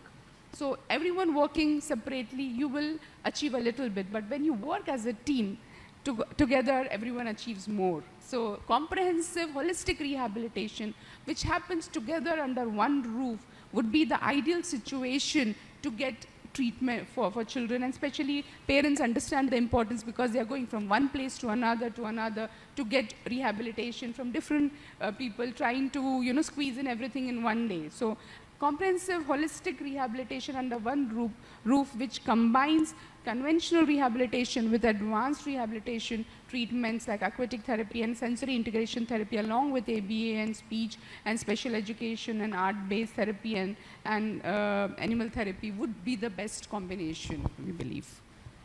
Thank you very much. Thank you, Dr. Nandini. That was very well answered. But to answer your question, what is required, as Dr. Nandini said, is comprehensive rehab. In autism, the children require occupational therapy, speech therapy, behavioral therapy, psychological therapy, special education, art therapy, aquatic therapy. They require a combination. What happens in most parts of the world, you will have an occupational therapist who will only give occupational therapy. Then you have a speech therapist who will only give speech therapy. And they don't work in isolation. What we've realized over the last 15 years of working in this field is you need a combination. So there is a need for centers where all of this can be provided together. Honorable Mr. Mulil was asking what we can do from a district level. What is required is facilities where all these therapies are available in one place. Also, when we are looking at this, we should not look at urban areas only. We have to think of the rural areas as well. And in India, what we have found is one of the best ways to work on this is to train the local village workers, local workers. They may not be professional rehabilitation therapists, but they will provide the basic care that is needed. So a structured rehabilitation program which has all the specialities is the need of the hour. And the important thing in this is this does not require infrastructure or money. Okay, this requires trained therapists. And we from our side, we offer, and I'm making this open offer, any therapist from Tanzania, Kenya or Uganda wanting to train in these rehabilitation therapies, we offer free education and training to all of you. So if all of you, and we have regularly been doing it over the last 15 years, people from all across the world have come, and we offer this completely free of cost. You're welcome to come to us. We will train you, because rehabilitation is human based. It's about people, it's about training, and we are able to offer that. So any of you therapists here, should you ever wish to come, please contact us and we will arrange your entire training program. To Honorable Minister Mulel, if you, as a government, if you send people, in any case, Tanzania and India have a wonderful relationship. Historically also, many people from Africa have actually trained in India, you know, from the administration, civil services, military. We have a very good education, and we want to continue with that. And we will offer training, comprehensive, very good training at no cost at all. So this way we can improve the basic infrastructure of this thing, and we are also willing to conduct training programs here. We've already conducted several training programs. We've conducted in Kenya huge 1-week programs where our people, so in case it's not possible for people to come, we come and train again at no cost at all. From the actual practical training, we give literature, books, lectures, and make it a very comprehensive program. So that, I think, will be part of our Tanzanian-Indian partnership as we go ahead. Thanks very much, Dr. Sharma. I think, one, I like the assurance that you can train, your institute can train our therapists. I think that's very positive for us as parents and as professionals. Thanks for that. And I'll ask Madam Kate to go. Yeah, me as a parent, I already know like what are the autism physical symptoms. Like my son would run around the whole time, like flapping hands or having repetitive behaviors, playing with keys and all that. Do we really know what is happening in that child's brain? Is there any way you can tell us how can we know what is happening in this child's brain?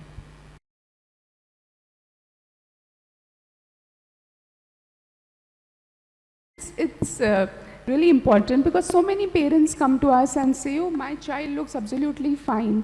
What exactly is wrong? You know, people say that there is something wrong in the brain, but how do we know? The MRI, most times MRI is not done, and even if it's done, the structure seems to be fine. So at Neurogen, we went ahead and actually looked at really what is wrong in the brain, and this was done through functional imaging. So advanced scan imaging known as a PET-CT scan of the brain, which tells us about functioning of the brain. So structure-wise, everything seems to be fine, but when we look at the PET scan images, we find that there are certain areas of the brain which are functioning less, and that is indicated by, which is very easy to read, made it easy to read through a color spectrum.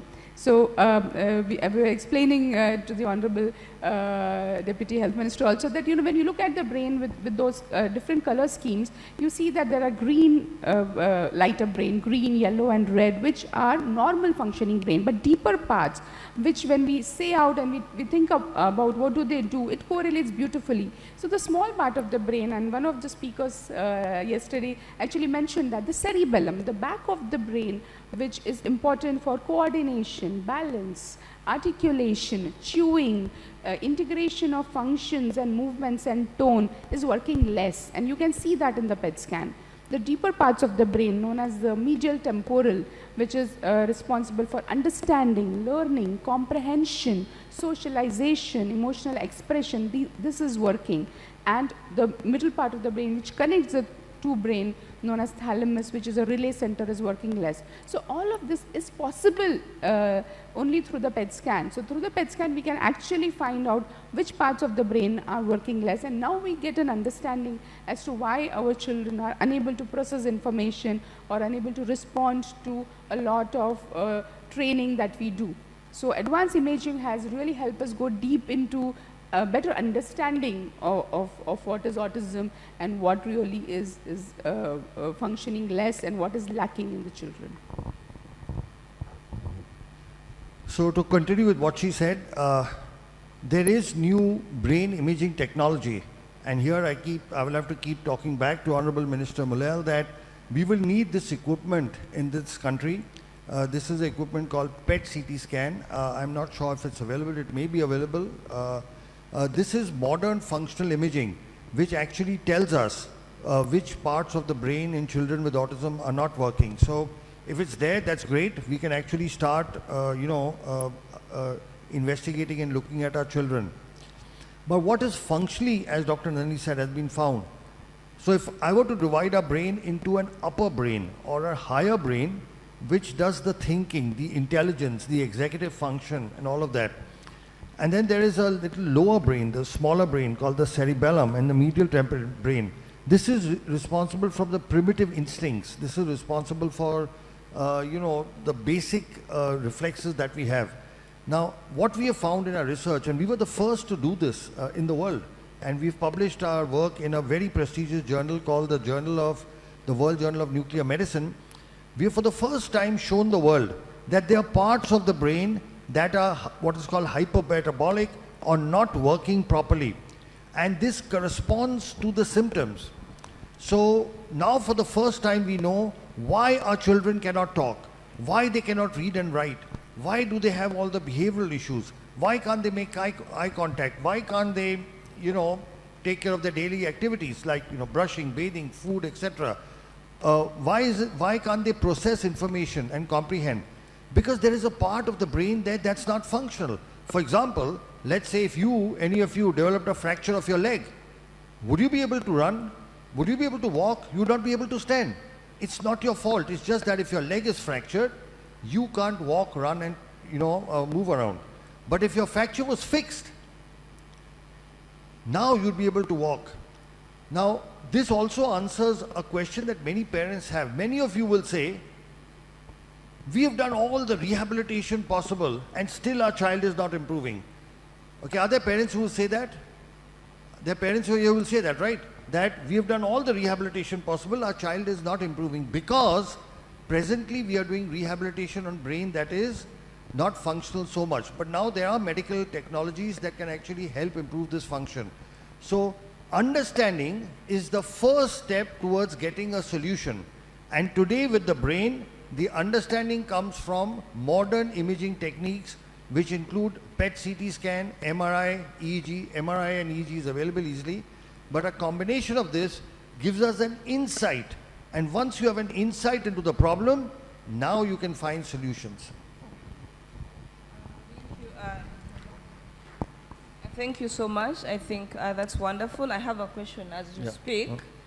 So there is this brain, you've done your imaging, you've done the PET scan, you found there's something in the brain. I've heard there are new treatment modalities, hyperbaric oxygen, therapy, ozone. What is the role of those treatments in either treating or alleviating the symptoms of this brain?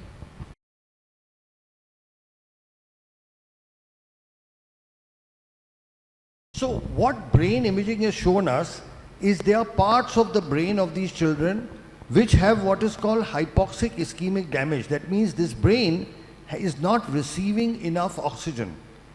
Now, if the brain is not receiving enough oxygen, then obviously one possible solution is to give it oxygen. But just giving normal oxygen does not help.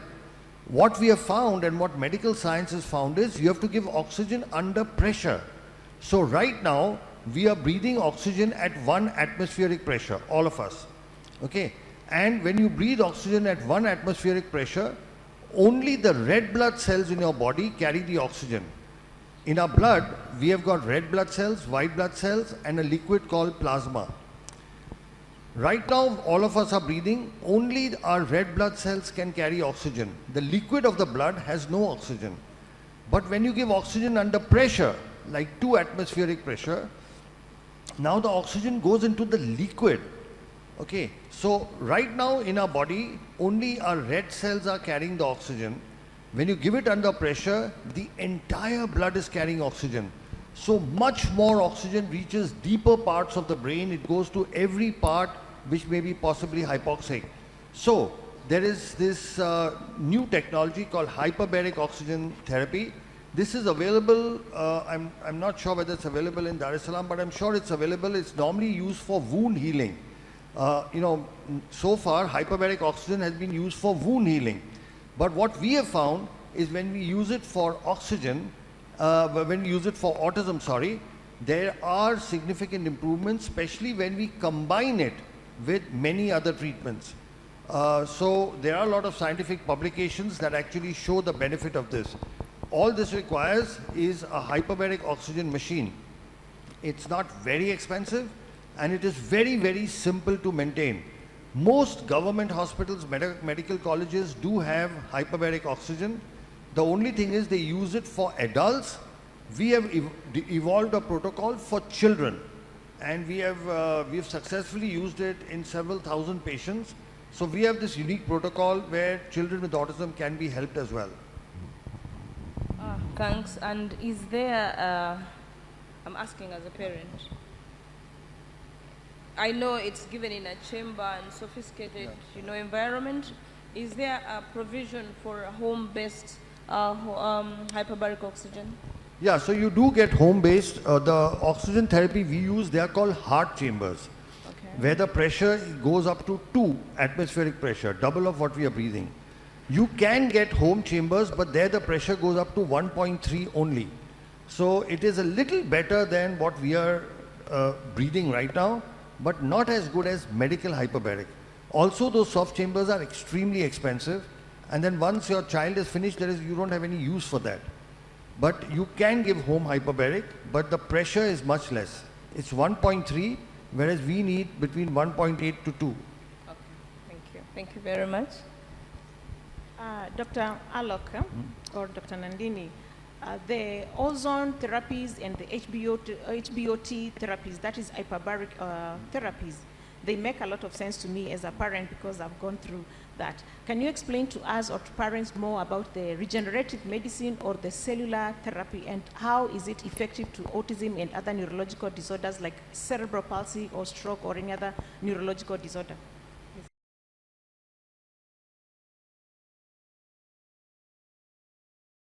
So basically, the human brain is the only organ which on its own does not regenerate. What do I mean? Suppose your skin is cut. A doctor can take a stitch and your skin joins. If your intestines are damaged, you can cut it and stitch it. You can stitch the heart, the kidney. You can fix a bone. But in the brain, you cannot take a stitch. You cannot suture it. So all these years, for the last 150 years of modern medicine, it was believed that the brain is incapable of regeneration. Because till then, we had only two kinds of treatments. Either we had medicines like a drug or an injection or tablet, or we had surgery where we went inside, cut, chopped, sutured and closed. There is no medicine and there is no surgery for autism. However, the last 25 years has seen the evolution of a new kind of treatment, which is not a drug, which is not a surgery. It's called cellular therapy, where you use healthy, good cells to repair damaged cells. For example, if suppose you get a cut on your hand, what happens? That wound heals by itself, right? That wounding is called biological healing. So now it is possible to repair damage in the brain through cellular therapy. So where do we get this from? What we do, there are two kinds of cellular therapy. One is when you take from the child's body or from the patient itself and put it back in the patient. And the second is when you take it from a donor. So there are two completely different types. Now, the treatment that we do, we take from the patient or from the child. And what we do is, just above the hip bone, there is something called the pelvic bone, where we put a needle and we take out the liquid in the needle that is called bone marrow. It's a very simple process. It takes 15 minutes. The child is given local anesthesia and sedation, so the child experiences no discomfort. Once we take out this bone marrow, we next take this to our laboratory, and from this bone marrow, we sort of filter it and separate it by putting it in machines called centrifuges, and then we isolate or separate the cells that we need, that are in general referred to stem cells.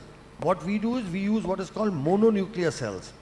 So we have taken out, I'll repeat again, we've done a bone marrow, 15-minute, just like how you collect blood, right? You put a needle into your vein and collect blood. Likewise, we put a needle into the bone and collect bone marrow. It's just a collection. We have taken this to our laboratory. Now we've separated the stem cells. And then once the stem cells are ready, this takes about 3 hours. Then we call the child back to the operation theatre and we make a needle puncture in the lower back. Why the lower back? Because in the back, our spine has got a fluid called cerebrospinal fluid, which circulates from the back all the way to the brain. So it goes to the brain, comes down. It's a continuous circulation between the back and the brain. So when we inject the cells into the lower back, into the fluid, within minutes it goes up to the brain. Once it goes up to the brain, the damaged areas, they pull the stem cells towards it. And once the cells are taken towards it, they start the repair process.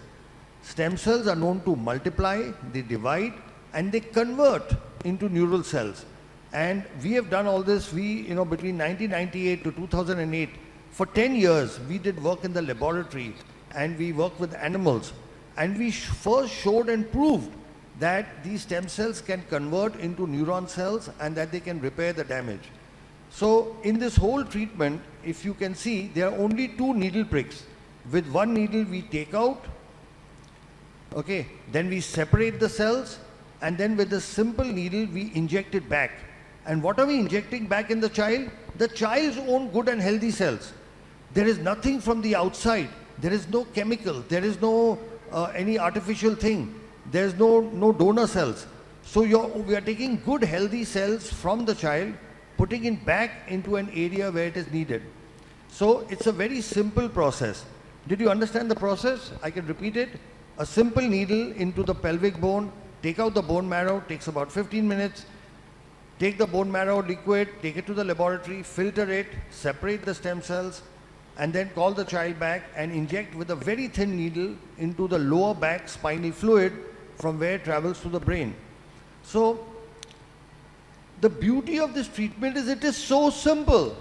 It can be done anywhere. It's not complicated. It's not like the major, I'm a neurosurgeon, I do brain tumor surgery, spine surgery. That's also complicated. Takes hours and hours. You go and open the skull, go into the brain, do things. It's nothing like that. 2 needle pricks is all it requires. And we are using our own good cells and putting it back in the child. So we now have a clinical experience of more than 13,000 patients. People from all across the world, more than 100 countries, actually from 102 countries have come to us. And several patients from Tanzania, several patients from Africa. And with this treatment, we are able to repair the damage, and we have proved it in 2-3 ways. One, after the treatment, the child starts improving by itself. You know, the understanding improves, the comprehension improves, the behavior improves, the eye contact improves, they get back their speech. Several of our children are able to go to schools.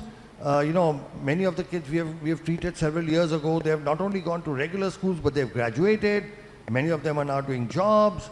You know, so they become completely independent. So our kids, in a few years' time, go off the spectrum. Why? Because now we've repaired the basic damage in the brain. Once the brain damage is repaired, now they are able to integrate and get into a normal life. So that is broadly what stem cells do. I try to make it as simple as I can. Yeah. Thank you very much. Sarah? Yeah, thank you, Dr. Alok, for the detailed explanation. But I'm sure many parents here will be wondering, because we've heard a lot of things about stem cell therapy. How safe is it? And are there any risks behind it?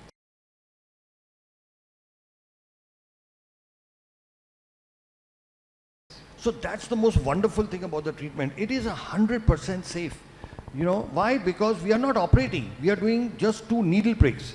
With 1 needle we are taking out, with 1 needle we are putting back, and we are using the child's own natural healthy cells and putting it back. So there is no danger or no risk. Now the only possible risk, and we have published this as well, is in children who have epilepsy. Epilepsy is convulsions, you may be aware, where there is a past history of epilepsy. In 3%, it's a small ratio, but it's 3% of the children can develop epilepsy after the treatment. But if it does happen, it is treated with medicines and it can be controlled. This risk is not there in children who don't have epilepsy. So in children who have epilepsy, there is this 3% possibility. Otherwise, it's a completely safe treatment. We have a 0 risk of infection. We have no patient so far who's become worse than what they were before. As a parent, your main issue will be, my child should not become worse than what he is. So about that, I give you an absolute guarantee. And they're very strong words. A guarantee that a child will not become worse than what he is. He will not lose any skill that he already has. He's only going to improve. My question following that, again, thanks Sarah for that excellent question. I think that puts a bit of anxiety down. But in what age groups do you get the best results? Or who is the youngest patient? What's the age of the youngest patient you've developed with, you've dealt with? But also I want to know what age groups we should be targeting to make sure we maximize the benefits of stem cell.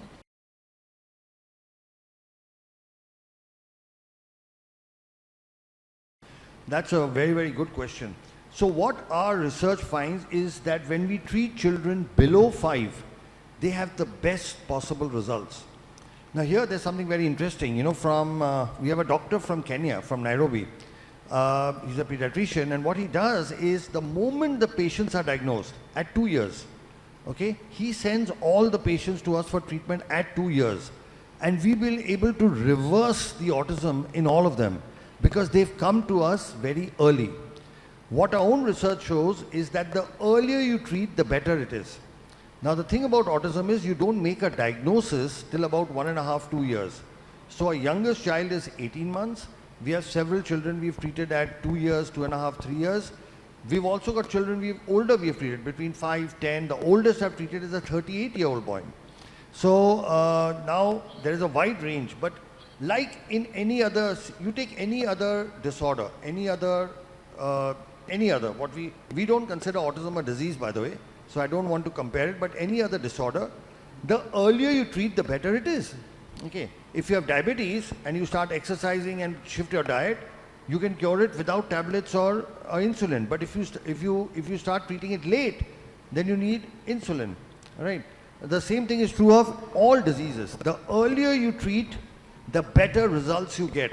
And here is the problem. everybody keeps saying to wait, wait till this treatment is more established. But the longer you wait, the lesser results you get. And the results of this doctor, this wonderful gentleman doctor from Nairobi, has clearly shown, and he's actually analyzed the data. You send children at 2 years, and you can almost completely reverse the autism. Thank you. Let me ask, you're talking about a doctor from Nairobi who sends patients as young as they are 2 years old. Why is it that we go to some clinics or some therapy institutions and we find that stem cell is not recommended?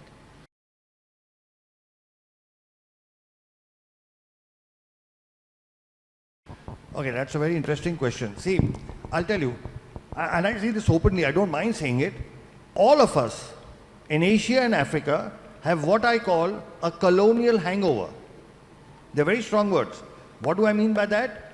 When a doctor from the Western countries, from America, England, with a tag from Harvard, Oxford, Stanford comes, all Asian and African doctors start believing in them. All right? But when work comes from Asia and Africa, we don't believe in our own people. Now, stem cell therapy has evolved in the East. So India, China, Korea, and Japan, we are the leaders. Okay? Japan and China Japan has almost 900 stem cell clinics. China has over 1,000. So these are, I'll repeat again, India, China, Korea, Japan. The Western, in this particular thing, so the world's first scientific paper on cell therapy in autism was published by us from India. The second paper came from China. The third paper came from Italy and Ukraine. And the fourth and fifth paper came from America. This is a race that India and China have the gold and the silver. The Americans don't even have the bronze. They are fourth and fifth. I'm just in a lighter way. So our own doctors don't believe in it because they say, why is it not coming from the West? Okay. So this is the fundamental problem, is because this is an Eastern-driven technology for various reasons. There are political reasons, there are religious, there are several reasons due to which it didn't develop in the West. It developed more in the East. But now the West is trying to catch up. So in America now, at various universities like the Duke University and several other centers, they've now started doing it. But they are 15 years behind us, 15 years. So once now they start doing it, trust me, your own doctors will start recommending. Once the results start coming from America, they will start believing it. There are a couple of other reasons as well. One of them is that a lot of developments in the medical world are driven by the pharma industry, big pharma. We know that. We saw what happened in COVID. It was, the big vaccine companies and all of that. Now, the treatment we do is not supported by big pharma because they have nothing to gain. In fact, they believe they have everything to lose. So the CEO of one of the biggest multinational companies told me, Dr. Sharma, you are an existential threat to us. I said, why are you saying that? He said, if you make everybody okay, who will take our medicines? Do you understand? Right now, children with autism have to take a lifetime of drugs. A lifetime of drugs for hyperactivity, for, so many issues. When we treat them, they stop taking the drugs. So do you think the pharma industry is going to back us? They will not. Like the words he used, it's an existential threat. Right? So, I'm not saying they're actively opposing it, and sometimes they do actively oppose it, they do a lot of things, but it doesn't have the support, So in various medical conferences and things, if the pharma companies are backing it, they won't even permit lectures on stem cell therapy. So these are a couple of the reasons. One, it's East-driven, and second, it doesn't have backing from big pharma. Did that make sense? Thank you so much. And again, following that, the big pharma, I've heard that the US Food and Drug Authority has not yet approved stem cell therapy. Oh. Is that so? And what have you done about it? That's very interesting.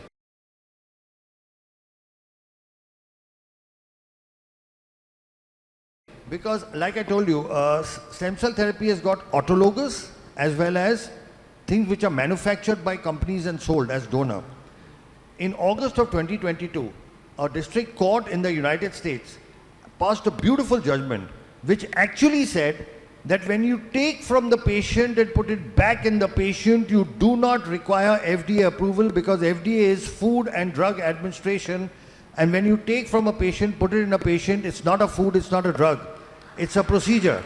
So a federal court in the United States told the FDA that you have no jurisdiction over procedures. So now the whole question, it's not US FDA approved, is an irrelevant question. I'll give you another example. It's like the difference between you take an orange and make homemade orange juice, or you make canned juice, Tropicana or whatever you get here. Okay. Now to sell Tropicana, you need permission, right? You can't go through without. But to make homemade orange juice, you don't need permission. Right? Do you need permission to make homemade orange juice? So when you take from the patient, put it back in the patient, our Indian courts have said that. In 2019, our Indian High Court said that only for stem cell derived products when you're using, you need a license. That's the words were stem cell therapy is permitted. And a recent court judgment, because there are people who oppose this work. Just 1 month ago, they actually specified for autism. And the High Court of Delhi and the Chief Justice gave this judgment, said that this treatment cannot be discontinued.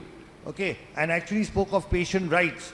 So in India, fortunately, our government has made this distinction very clearly. The equivalent of our FDA has said very clearly, if a company manufactures and sells something to doctors that is a product, it requires a license, like you require a license to sell canned orange juice. Our government says if you're a doctor doing it in the hospital, you do not require to take permission because it's a procedure. Procedures don't have an approval pathway. A product has an approval pathway. They are two separate things, a product and a procedure. So this is something which the Indian courts, the Indian government has said for a long time. Now the American court has also said the same thing.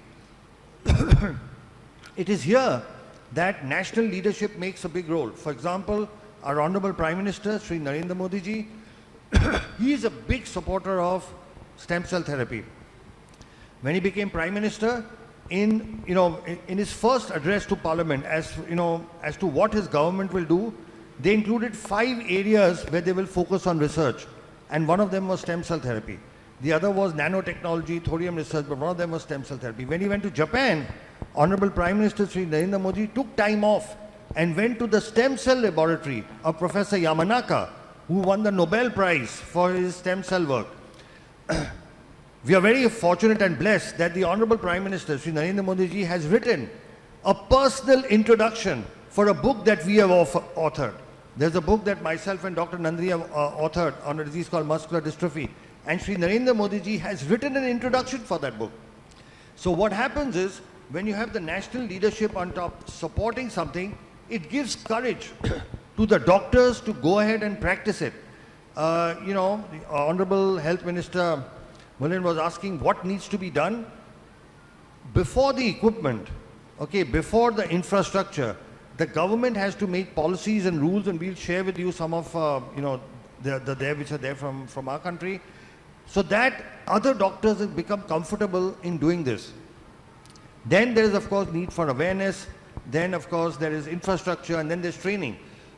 And like I said, training is something we offer at no cost at all to different. We already do it. We already do it for people from different parts of the world. Another thing, since we mentioned our Prime Minister Sri Narendra Modi ji, he did something very, very interesting. There was a word for disability in our Indian language that was Viklang, which translated meant disabled, unable to do. It is a negative term. Viklang means you cannot do, somebody who cannot do things. And he officially changed the local word for disability from Viklang to Divyang, which means specially gifted. So officially in India now, you cannot use the word Viklang, which had been used for the last 100 years. You have to say Divyang, which means specially gifted. Now, in this one simple change of words, the Honorable Prime Minister has shifted the focus to what these children can do and not what they can't do. Now, this is so important because this change in mindset, and this comes from the top. When it comes from the top, it percolates down. It gives inspiration and motivation for people to get into the field. It gives inspiration for people to set up rehabilitation centers. It gives motivation to set up special schools. Because the rate at which this autism is increasing, we will have, like it was mentioned in, I think, Sara, you mentioned in your talk, the most accurate figures for autism come from America, from the US CDC, which says that 1 out of 36 children have it. Last year, it was 1 out of 44. And before that, it was 1 out of 53 or something. And before that, 1 out of 66. So if you read, and these are not our figures, the US CDC's figures. The graph is going up like this over the last 10 years. By this ratio, next year it will be 1 in 15. And the year after that, it may be 1 in 5.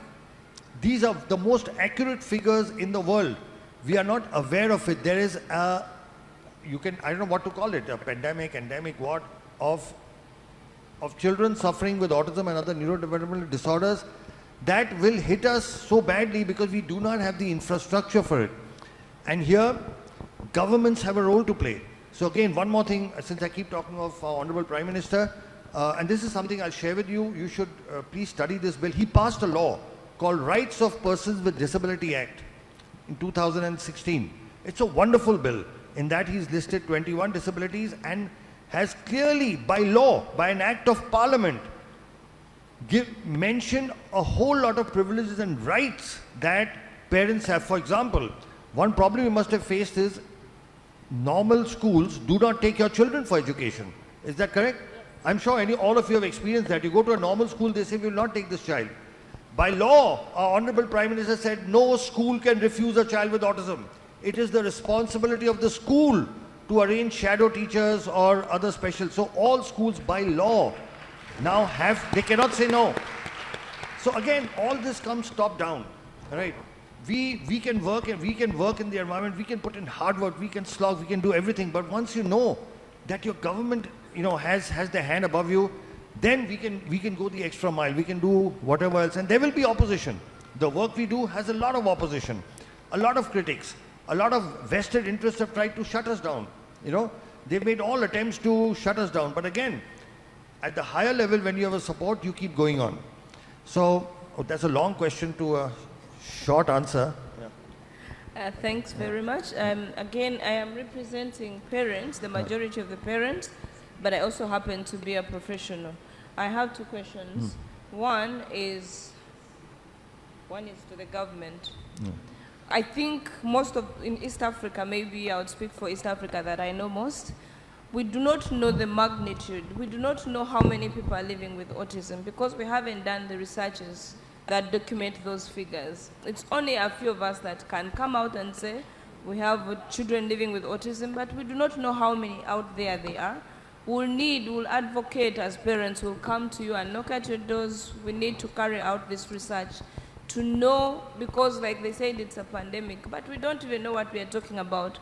We need funds, we need a budget aside to get into the nitty-gritties and know how many children we are planning for that are living with autism. That's not a question, it's a plea to the government. My question is, as a mother with a child on the spectrum, I take my child for treatment and the child is, given whatever they are given. But as a mother, I think I'm more autistic than my child. I have the worries because I understand what autism is. And I worry about the future of this child. Do you have anything for us as parents to also manage those symptoms that we display of anxiety, of depression, of hyperactivity? Because when you go to a hospital, I can tell you some of the parents will slap the doctors because they are frustrated and angry. Do you have anything for us or any advice for us as parents? That's one question. I'm happy you're clapping for me because it's been a journey. You actually, even when you go to church and your child is discriminated, you're angry and frustrated and rude. Then the other is, what is my role in all this you're talking about as a parent in the management of this autistic child?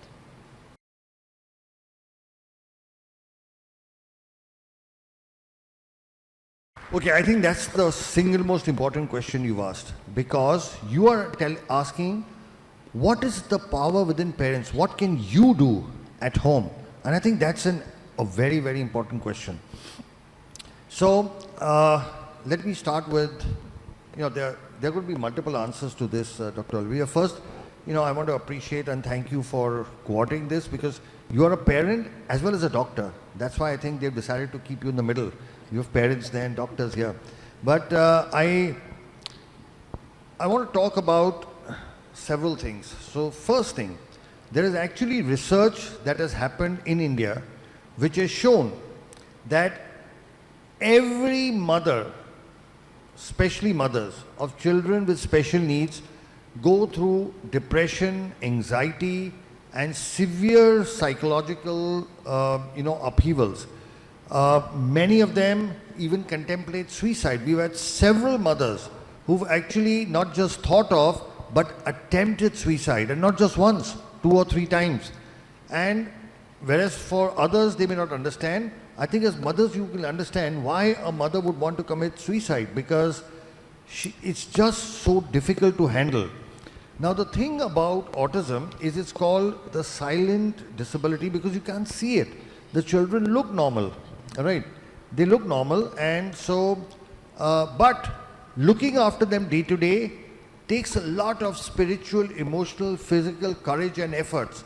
Right from morning, from getting them up to getting their basic toilet and clothing, to feeding them, to taking them to rehabilitation centers, everything is such a challenge. It's not like, you can just walk across. It's like you're walking across with a haversack and 2 heavy bags. Everything is a challenge. Everything is difficult. Every single step. And I very often say, as mothers of kids with special needs, you put more emotional and spiritual energy in one day than maybe most of us don't put in a whole year, just to see one day through. So, yes, it takes a lot of energy, devotion and concentration. But one of the reasons for that, and I'll tell you the reason for that, is all of you, when you've gone to your therapists and doctors, they've told you that nothing can be done for your child. Haven't you been told that? All the doctors said nothing, you have to live with this. And what can be more depressing, what can create more anxiety or more depression or more fear and anger than being told, here's this lovely, cute, beautiful child you have. The whole world has advanced so much in science and technology. We are sending rockets to the moon and Mars. Then why can't my child be helped? Okay, so that is at the bottom of your frustration, anger, hurt and pain. And here I am to give you good news that that's no longer true. Okay, today we have medical science, medical technology that can actually reverse autism. We've treated several thousand children of that. Our work is published in scientific papers. So today there is technology available. It's not available in Africa, but it is available outside, and I'm sure soon with the support of the Honorable Minister and other senior people, this should be available here as well. So earlier, if you were in a dark tunnel with no light at the end, now there is light at the end of the tunnel. And once there is light at the end of the tunnel, a lot of your anxiety and depression goes away, because now there is something you can work towards. So that's the first good news that we have to spread. The news that autism cannot be treated is a 50-year-old, 75-year-old myth, which is no longer true, because we have shown, we have proven through having treated thousands of patients and our scientific publications that this is no longer true. Now, a few things I must tell you from what we have learned from, by the way, we learn much more from parents than we, read from any book. So we've been doing this work for the last 15 years. We have several children who are off the spectrum, and this is what we have learned is required from parents. First thing, an unconditional acceptance of your child the way the child is. Okay, what happens is we ourselves start thinking that a child is less than, that there is a child is not adequate, there's a problem.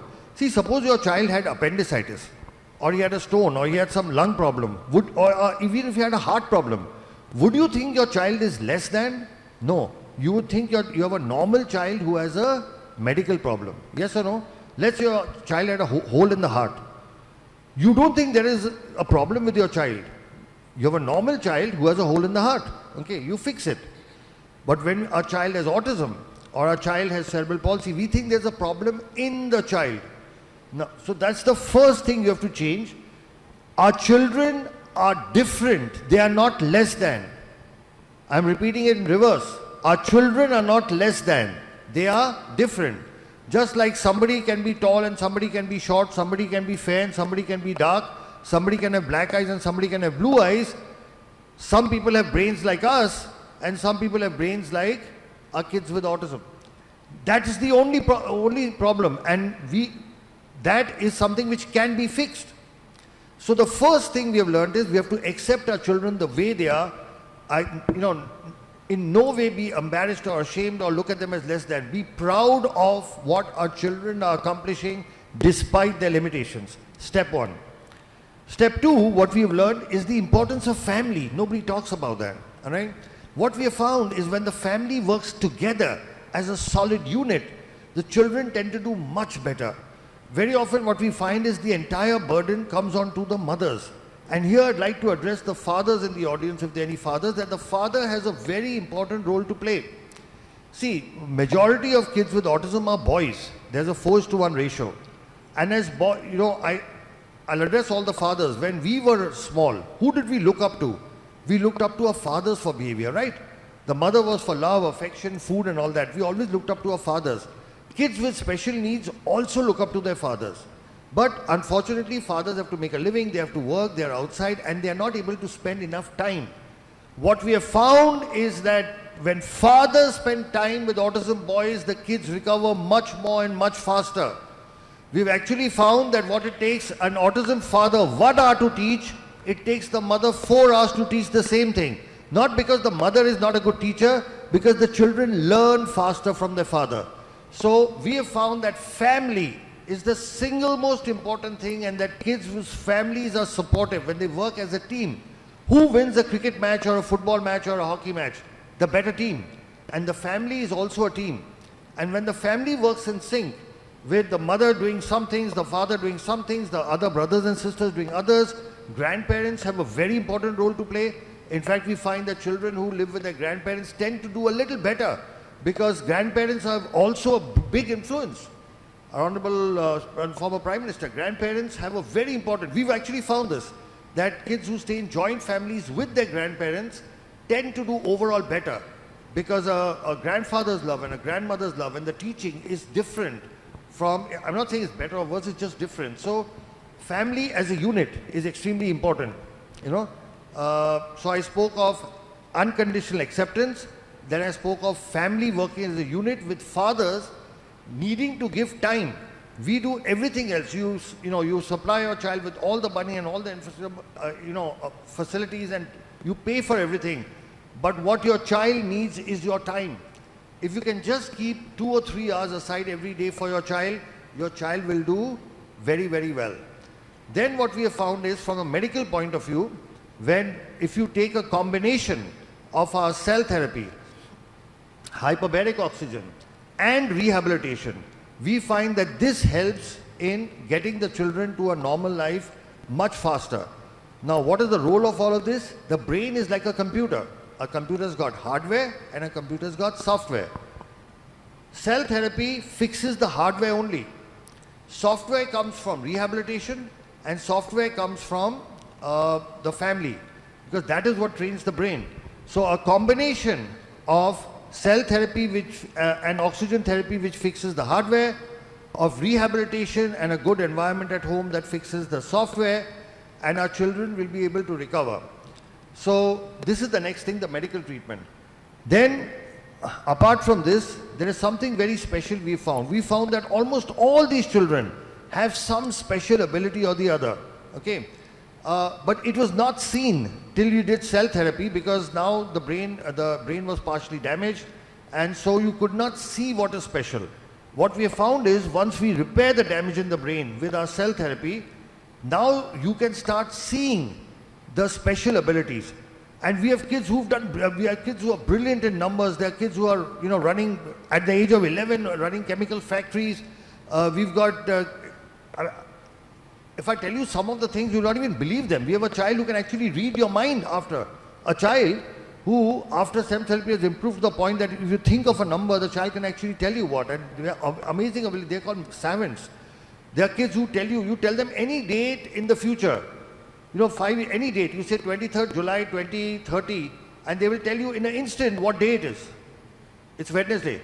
And I don't know if you know, but Elon Musk, the world's richest man today, had autism. You can Google him. He talks about his autism. But this man changed the world. Albert Einstein had autism. Okay? But this man, and he could not read, he could not speak or read or write for very late in life. And then this man changed the world. Several of our tech geniuses, they don't have autism, but they've had difficulty in studying, learning, like Bill Gates, Steve Jobs, they never graduated from college, all right? But these are people who changed the world. Leonardo da Vinci is believed to have had autism. So these are exceptionally gifted people. So the one thing that you have to do, see, you are talking about bringing your children to normal. I'm saying once you get, they do exceptional things. They do the most brilliant things. And that is proven by already. Look at Elon Musk. He talks about his autism. He doesn't hide it. He says he had this, but he changed the world. So we have to change our thinking. Instead of looking at what they can't do, we have to look at what is special about them. Like what our Honorable Prime Minister said by changing the name. He said, don't look at what they can't do, look at what is the special gift in them. So with this combination of things, like I said, unconditional acceptance, the family working as a unit, the medically, a combination of cell therapy, hyperbaric, along with rehabilitation. And rehabilitation, like Dr. Nandini said, needs to be comprehensive. You need to be able to do all the rehab. You can't just do one. People think they go to just one specialty and my child will be okay. No. You need all the specialties together, comprehensive rehab, and then our children will be able to come out. So I hope that answered your question. Yes, so maybe, wow, this is like a ray of new hope. Yeah. I'm sure all the parents here, some of them who might have lost hope, but with everything that you've explained, it's actually truly inspirational. So my question is, you have spoken about stem cell therapy, and I'm sure in the minds of many parents, they are wondering, wow, it's expensive going to India. Before even you think about how much the operation cost, you think about even the air ticket and the flight and accommodation and everything. So is there any plan to bring this in Africa?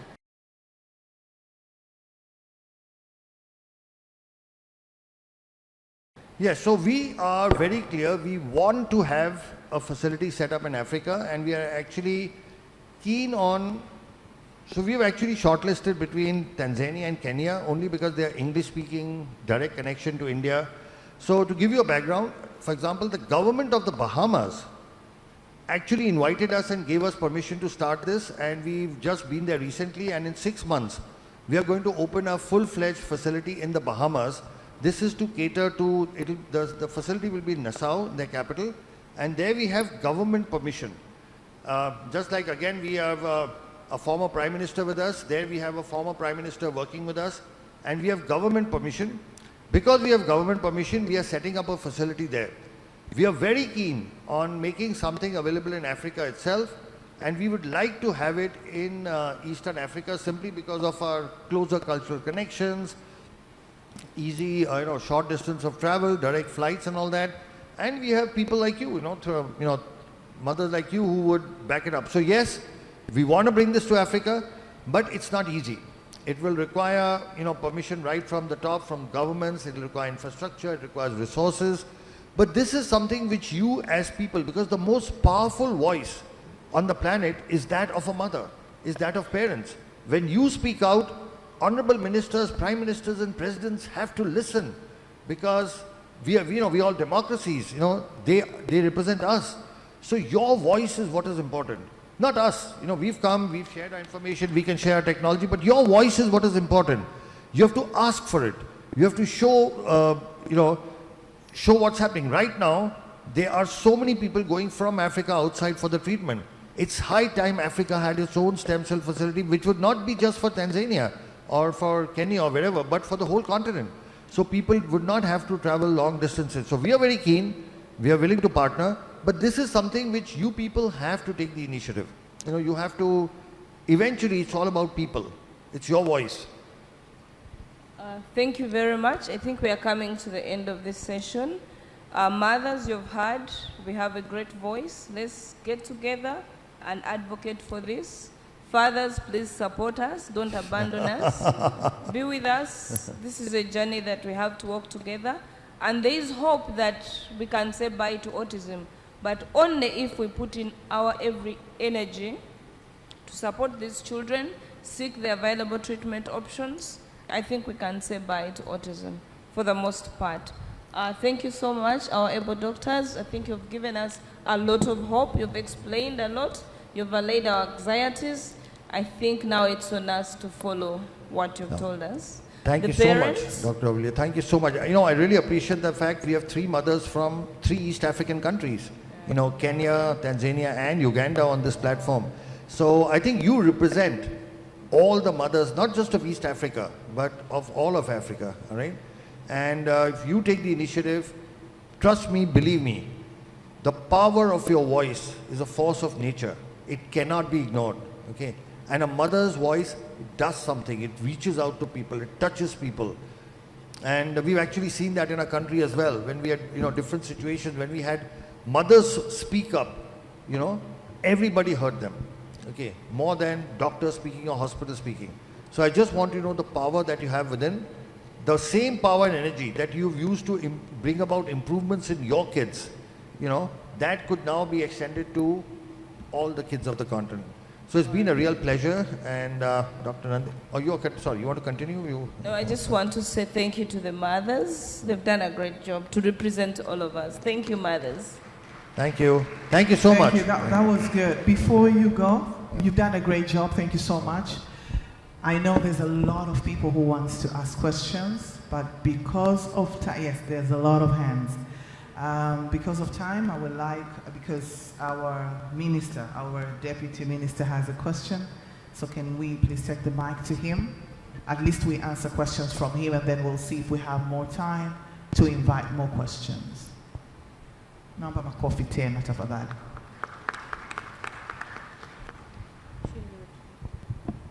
Karibu sana mheshimiwa. I don't think it is a question, it's just good news perhaps. He said, I know Professor, he said about the PET-CT scan, if we have in the country. Yes, we have. It is in Ocean Road, okay, our Cancer Institute. So actually last month they completed it to connect it so that it can start function. We expect this month it's starting to work. Very good. Yes, so we have that. So it's a good news to the parents when we are talking about PET-CT scan now we have in the country. Another thing is hyperbaric oxygen machine, you said. Yes, we have it in Muimbili. Yes, in 2 weeks it will start functioning. So we are working with the professor so that we can see, so that it can accommodate everything you want. You were saying if it can accommodate everything, but if not, we can make sure that it will accommodate. But we have those 2 things, then now we remain with issue of, yes, we are doing bone marrow transplant. Yeah. Please, perhaps the professor can explain a bit. Thank you, Honorable. So just to add, to increase the insight, we are also doing bone marrow transplantation. Okay, very good. In one center, we are doing autologous bone marrow transplantation. Okay. In another center, we are doing allogenic bone marrow transplantation for children with sickle cell. So I think that also opens the potential for doing stem cell transplant. Absolutely.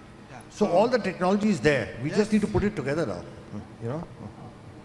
That's great, Yes. wonderful news. Yeah. Yes, that's what I'm trying. I just have to say that so that the parents can hear that. Yeah. You talked of many technology, then we can see how is our capacity by now, then we can move from there going forward. But something is going on. Thank you. Thank you so much.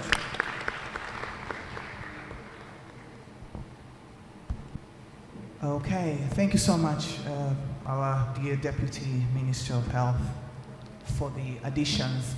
And I would like to also, with due respect, call you, Honorable Deputy Minister, to come on stage and give these beautiful people something that we've prepared for them.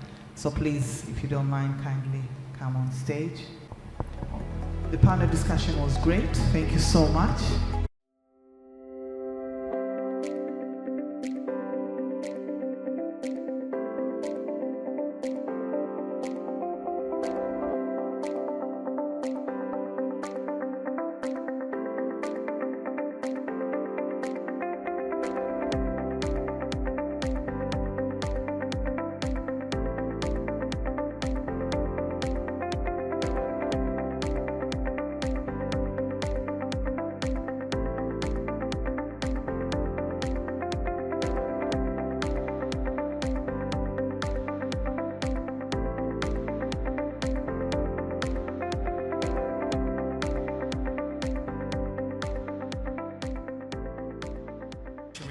name is Geoffrey Ekongot.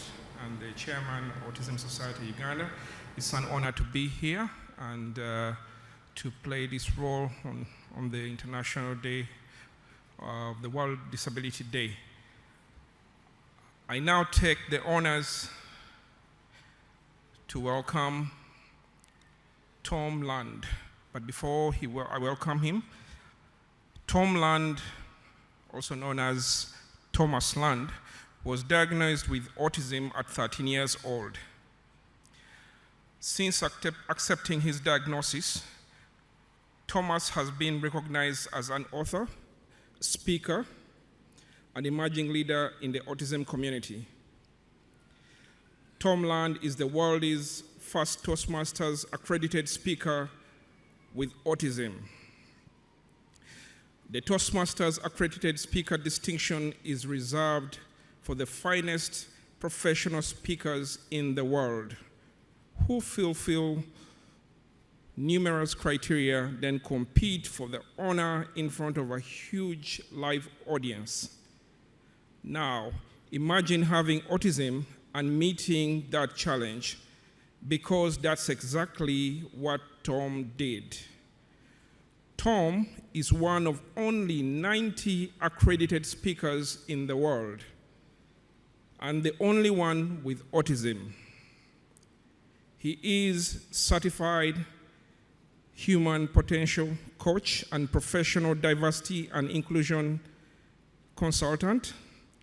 He is poised and ready to share his positive energy and inspiring messages as an end keynote speaker, corporate trainer, and consultant to organizations across the country.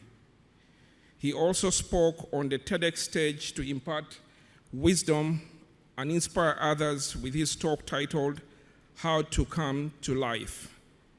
He is the author of the award-winning bestseller, Come to Life, Your Guide to Self-Discovery, and recently published his second book, My Glass is Full, Stories of Putting Mental Health First.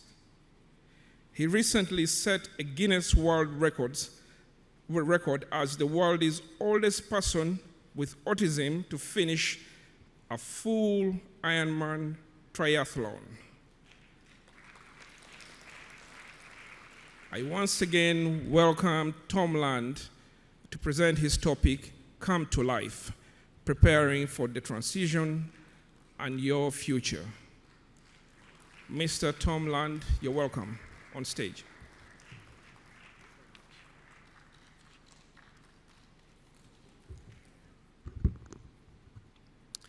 Hello, everyone. Thank you so much for having me today. It's an incredible honor to be in your presence at this conference, and it's actually something I wanted to share. I have a bucket list, 101 things I want to do before I die, and one of them is to give a keynote at an international autism conference. So with this speech, check.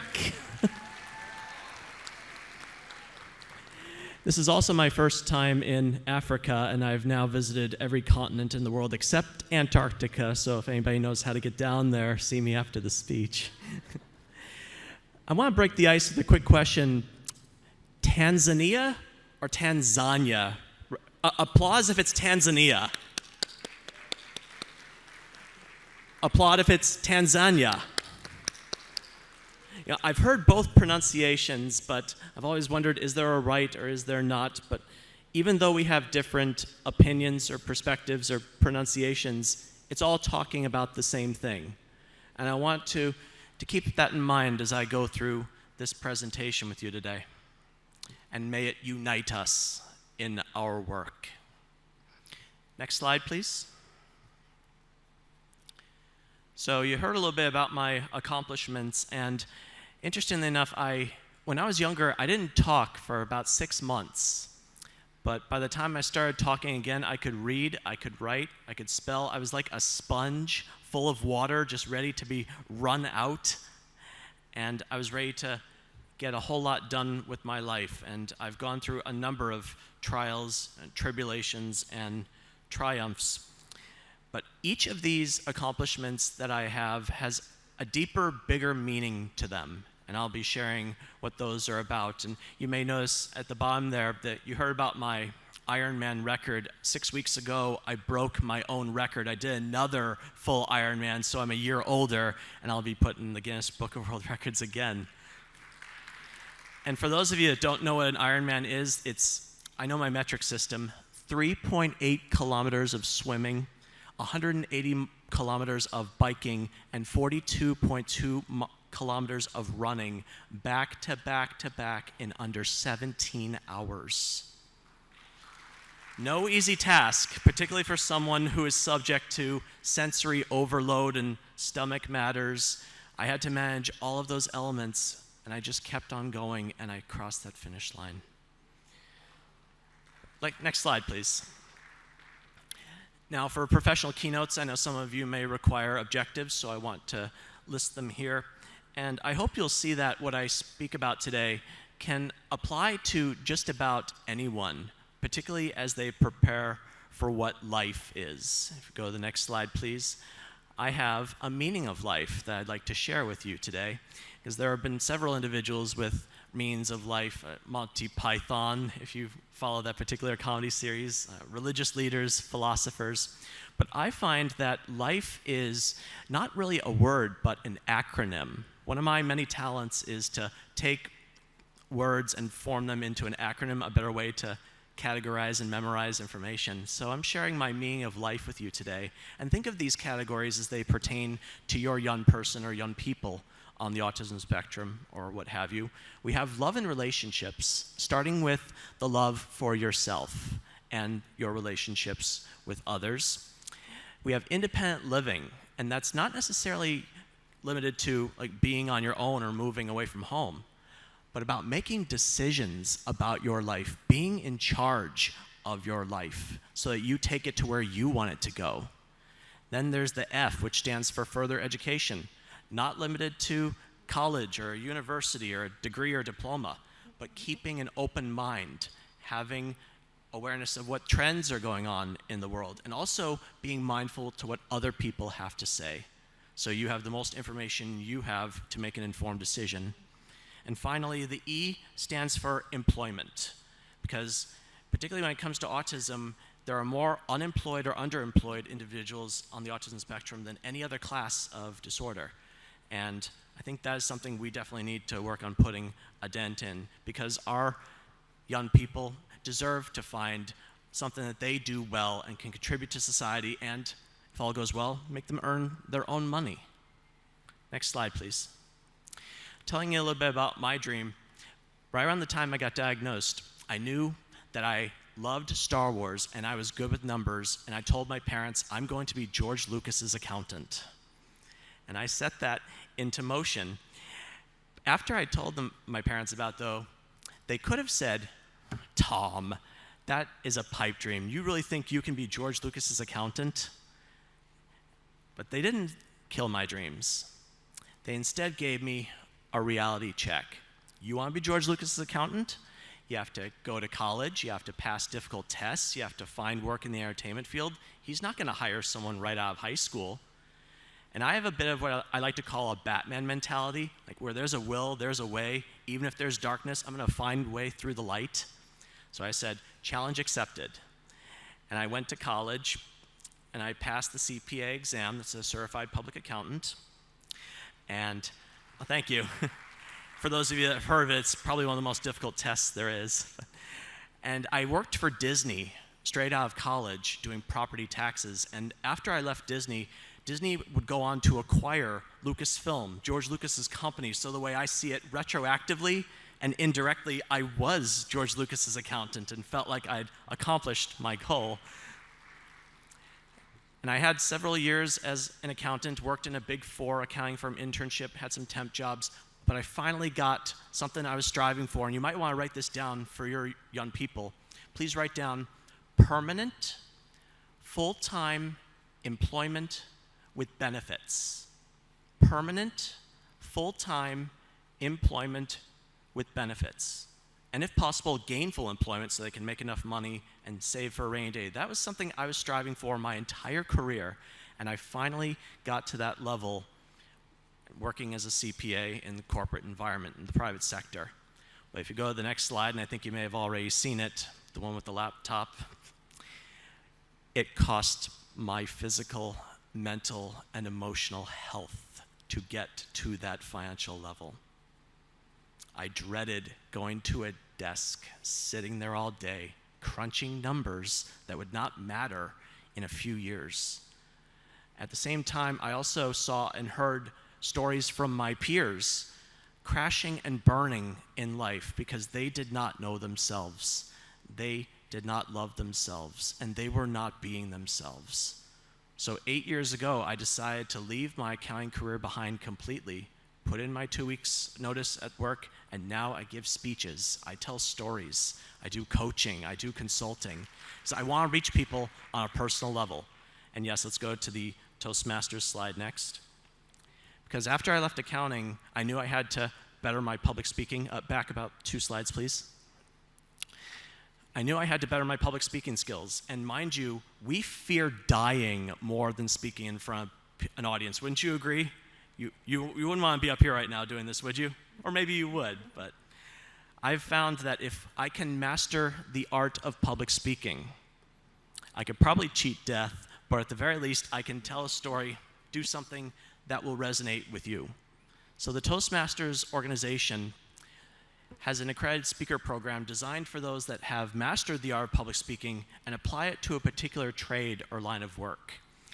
And for someone on the autism spectrum, which is a social communication disorder, and being able to master the art of public speaking, which is essentially socializing and communicating, I wanted to show myself, my peers, and the world that you too can break barriers. You can overcome obstacles. You can shatter ceilings and stereotypes by showing people that it can be done. So thank you. So that's why I went for the accredited speaker designation. And if you go to the next slide after that about the human potential coach. Right before the pandemic, I got certified as a human potential coach because speeches are one thing, but I wanted to reach people on a personal level and find out what's really going on with them, get to the root of who they are and how they can make the world a better place.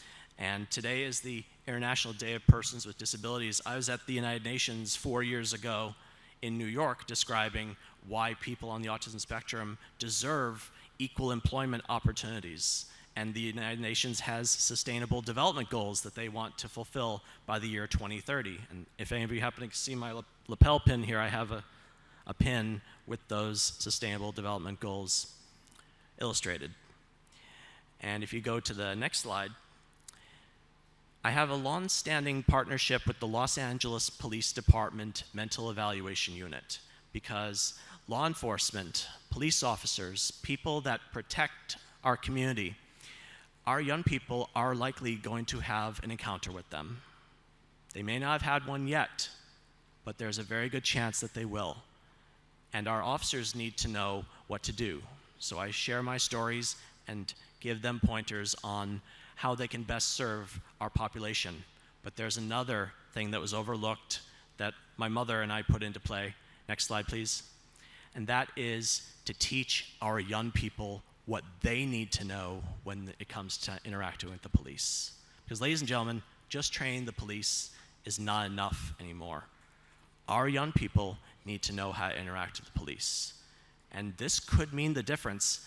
The knowledge that they get from this movie, Be Safe, which my mother created based on stories from my own experience. Granted, I've never been arrested or imprisoned, and I'd like to keep it that way. But I've heard stories, and my mother was a consultant for families who unfortunately had a young person who wound up on the wrong side of the law. So I urge you to use Be Safe or similar tools that might be at your disposal to show young people how to interact with the police. That could mean the difference between freedom and imprisonment, or even life and death. Next slide, please. So looking at those life outcomes, the LIFE I brought up earlier, raise your hand if you think our population's having good outcomes based on current circumstances. I'm not seeing many hands out there at all. And that's kind of the point, because if you go to the next slide here, particularly when it comes to becoming an adult or accepting a high school diploma. Those seem to be, at least in the United States where I come from, the things that make the services amongst our young people just disappear. They fall off that cliff. They were getting services in school, but once they become a legal adult or get that high school diploma, it's like, you're on your own, goodbye, good luck. And that's not right. Because if anything, autism does not disappear when you turn 18 or get a high school diploma. If anything, adults need more services than most. They need that support. It is a lifelong condition. And we can do better to support our adults as they grow up and walk through life, figure out who they are, what they want to do, and how they can make the world a better place. Next slide, please. So how do we empower individuals with autism and improve those outcomes when it comes to life? And that brings us to the next slide, which is a book that I wrote called Come to Life. After I left accounting, my mother and I put our heads together and decided to write a book sharing my secrets to success. Because a lot of times people are lost when it comes to what's out there for them, or when they turn 18, it's like, now what? And when I started college, I had a huge realization that there were so many choices that had been made for me, like my classes were decided for me. I was now at the point where I had to be the one to make decisions. Ladies and gentlemen, life doesn't come to you. It's up to you to come to life. And that's why I named the book Come to Life. I think too many of our young people are sitting back at home waiting for some kind of miracle to just drop into their lap. You have to be the one to go out there and find what you're looking for. Pursue the success and the life that you crave. Nowadays, those go-getters are being the ones that go out there and make things happen. They are the ones that are taking charge and being the change they want to see in their lives, as Gandhi would say. So I explained to my peers in the chapters of Come to Life, which I'll be going over with you today, how they can be their best selves. Next slide, please. Beginning with chapter 1, driving your life forward. Now, mind you, you do not have to know how to drive or operate a vehicle to drive your life forward. Wouldn't you agree? But as far as where you are in the car of life, if you will, you could be in the driver's seat, you know where you're going, you can get yourself there. Or maybe you're in the passenger side, you have an idea of where you want to go, you're telling someone else to help you get there. Or maybe you're in the back seat of the car. You don't know where you're going, you may not even care where you're going, you're just along for the ride. Raise your hand if you think your young person's in the back seat right now. Okay, we've got a few people, but really what Come to Life is all about is about getting our young people out of the back seat and at least into the front so they have some say in where their life is going. That is the foundation for success. Next slide, please. Now, one of the first questions my mother asked me as we were getting this book together, she asked me, if you could tell your peers one thing, what your secrets to success are, what would it be? And I said, know yourself, love yourself, be yourself. That's a mantra. Yes, thank you. That's a mantra that I created and I live by to this day. And we have a term in our family called video talk. When I say something I heard in a movie or a TV show, and my mom asked me, was that video talk? Did you hear that from somewhere else? I said, no, that came from up here and in here. And it's what my message is to my peers, and I think the world as a whole. Know yourself, love yourself, be yourself. That sets the tone for what comes next. So as far as driving your life forward, and then we get to the 3 elements of that mantra. Next slide, please. Starting with knowing yourself. Aristotle said, knowing thyself is the beginning of all wisdom. And this is particularly true when it comes to a diagnosis or a condition you may have. Raise your hand if you have not told your young person about their diagnosis. Really? All of you have told your young person that they have autism and they understand it completely? That's pretty impressive. But in some cultures, they do not tell their child about their diagnosis. There could be many reasons for that. Parents might be in denial. They think it'll crush the kid's spirit or self-esteem. And all too often, that causes the child to become confused because they're going to grow up, possibly sense something is different about them, and they're going to go to their parents looking for answers. What's going to happen then? And if the parent knows about it and doesn't tell the child about it, how's that going to help the relationship or the family dynamics? And also when it comes to knowing yourself, it's also about understanding not just your strengths and what you're good at, but also your, what we call in Toastmasters, opportunities for improvement. And I have my fiancée Rosetta here with me. We're both Toastmasters, so we're both all about observing what's good and what can be improved. And the same has to go for our young people. Why? Because if you focus only on what they do well, there's a risk that they keep making the same mistakes over and over again. On the flip side, if you only focus on where they fall short, they may never find out where they can truly thrive, what they are really good at, and what they do better than anyone else on the planet. Each and every one of us has something that we do better than anyone else on the planet. So we have to look at both, what you're doing well and where you can improve, and both get addressed. That's how you truly know yourself.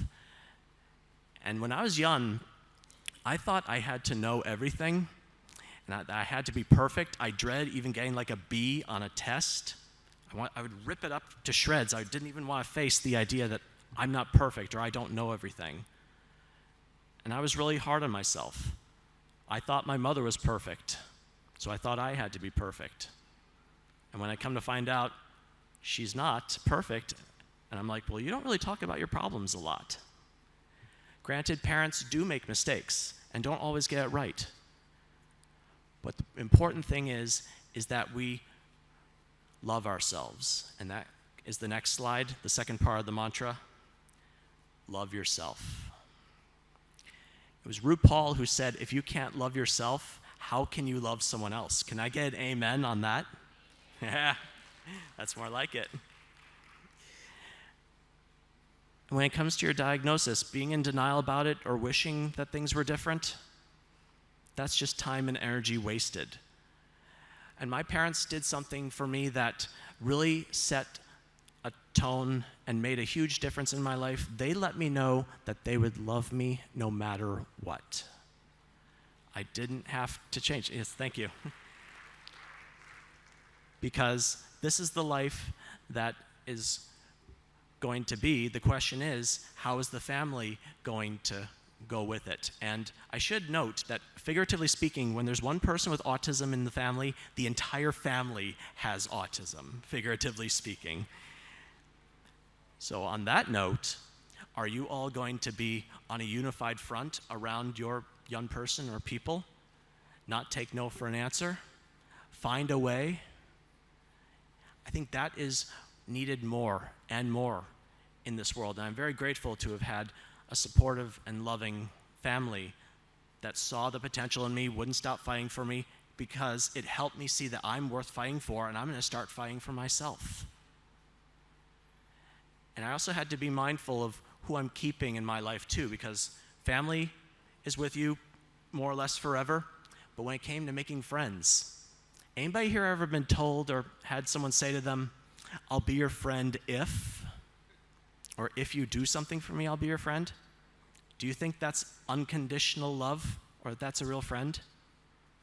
And do you think our young people would question that and think, something may be up here?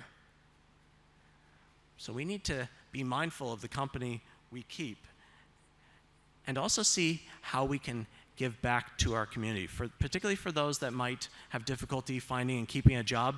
Community service, volunteering in nonprofit organizations, I did that for a number of years. I still do it to this day, and I make a difference. So being able to give back to your community is another part of loving yourself. And something I had to be mindful of is I grew older and had to weed out those people who maybe not were true friends or wanted me to be something different. that brings me to the third part of the mantra, if you go to the next slide, which is be yourself. It was Coco Chanel who said, "Beauty begins when you decide to be yourself." And this gets a little bit controversial at times because each and every one of you, I imagine, has some kind of idea or vision as to what your young person's life might be like or look like. The question is that what the young person wants? Is that being who they truly are? Or is their authenticity being jeopardized a little bit? Because, mind you, I wanted to be an accountant. My family supported that. And everyone seems to have these suggestions about how we can be better people on the autism spectrum. But it kind of begs the question, why not just like us for who we are? Yes, we have the option to hear what you have to say, but it should be our decision on what we do with that information. And if, like me, you understand the value of input and how it can help you become your best self, there's being yourself and there's being your best self, that could make a difference too.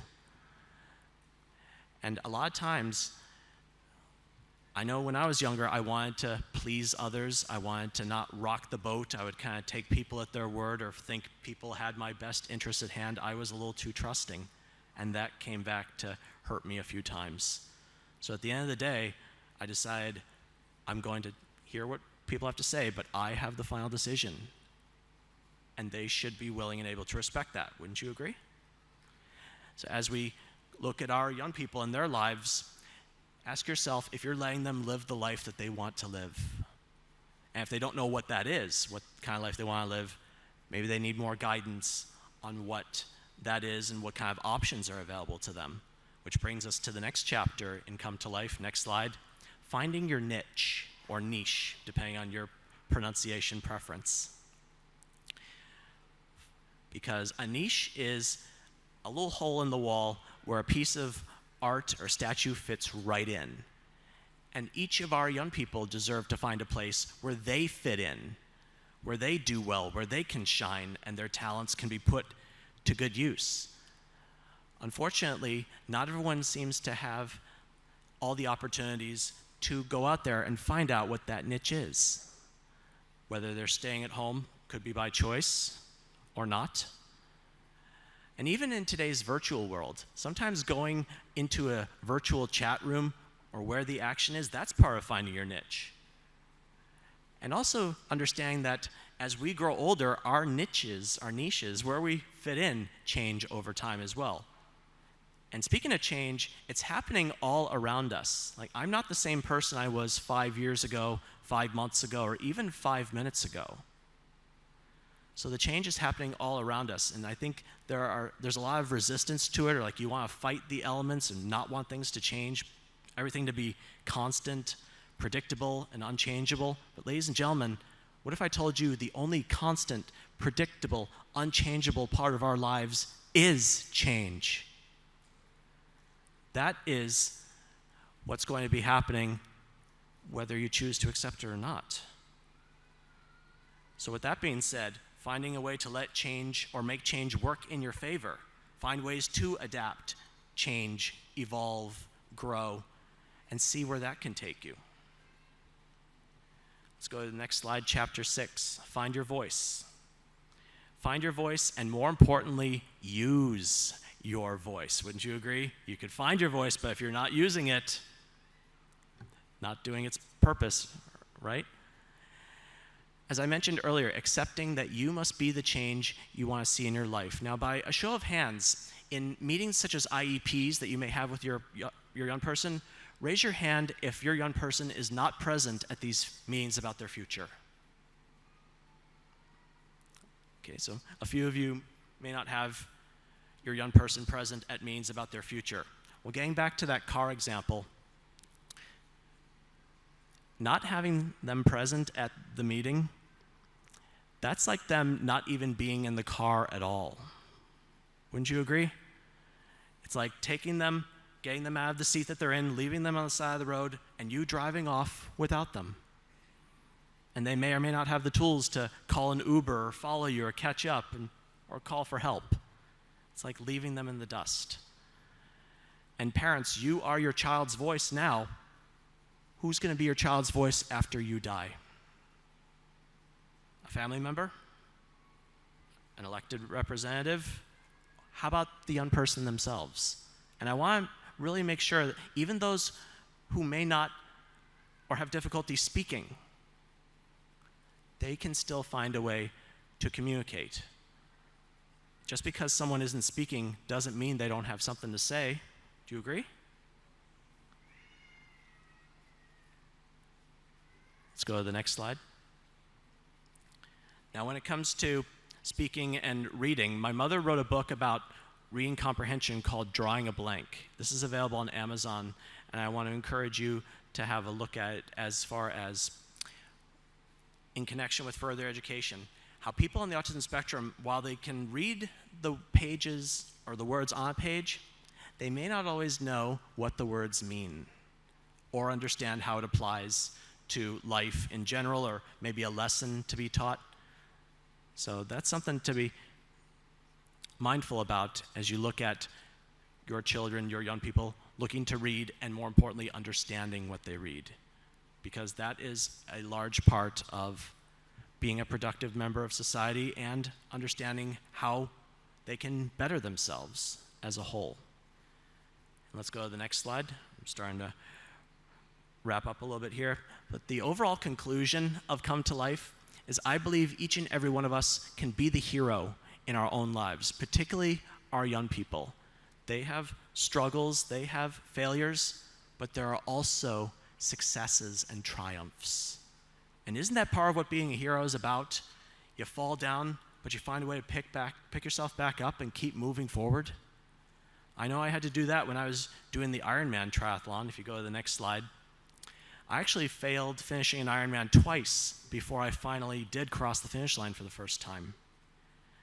And I heard the other day that we need to walk the walk more, but I swam the swim, I biked the bike, I ran the run. And I actually want to pose a little bit of a challenge out there. See, I'm going to be 40 years old next Thursday, 40 on the 14th. So if there's someone, it could be in this room, maybe listening live now, or someone who hasn't shown themselves yet, I want to see if there's someone over 40 years old on the autism spectrum that can finish an Ironman and beat my record. So that's my little challenge I want to put out there into the universe. And I'm happy to give you some pointers of what you're in for.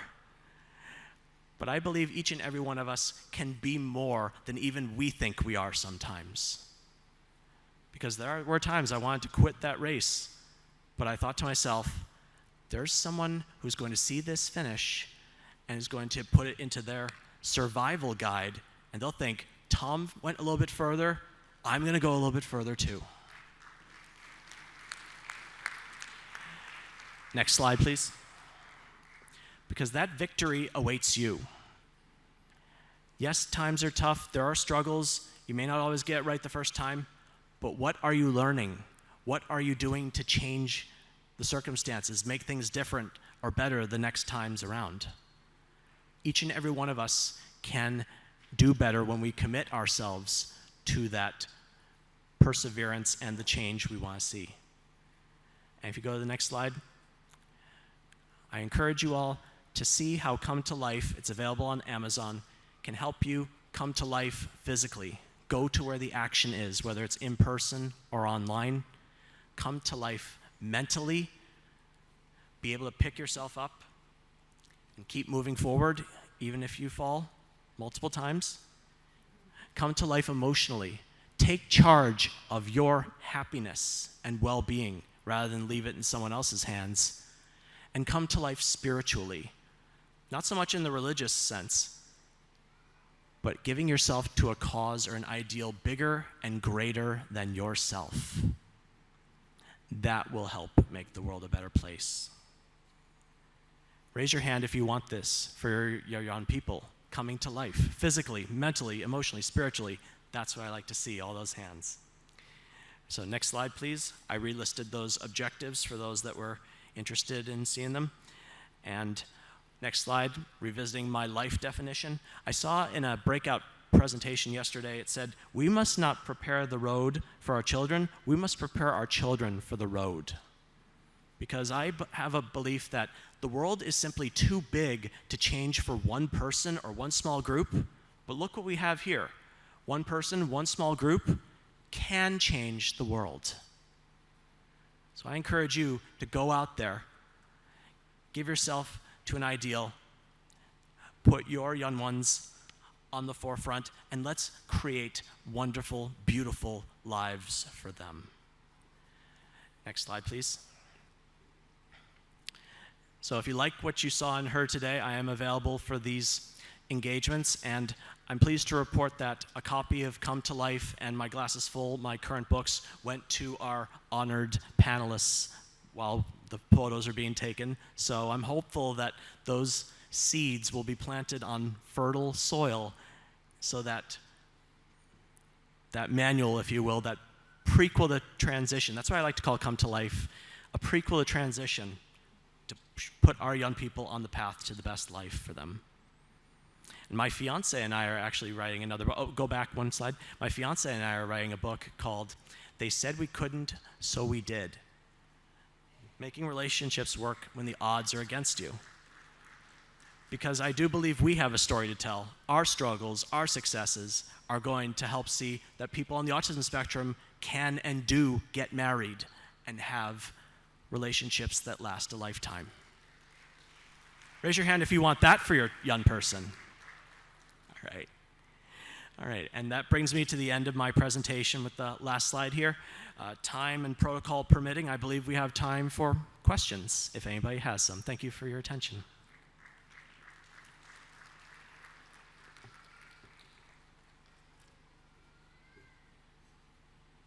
No, I answered everything. You guys are good? I'm getting the signal not right now, and I'm kind of hungry. How about all you? I think it's going to be time for lunch. Thank you all so much. You've been a wonderful audience.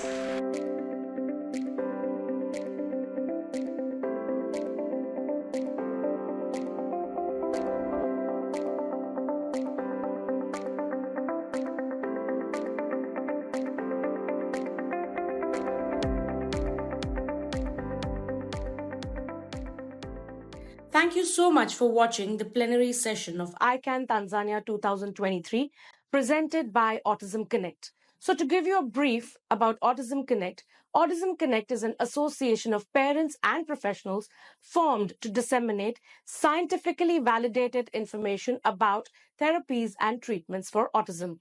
To know more about autism, you can log on to our website, which is www.autismconnect.com.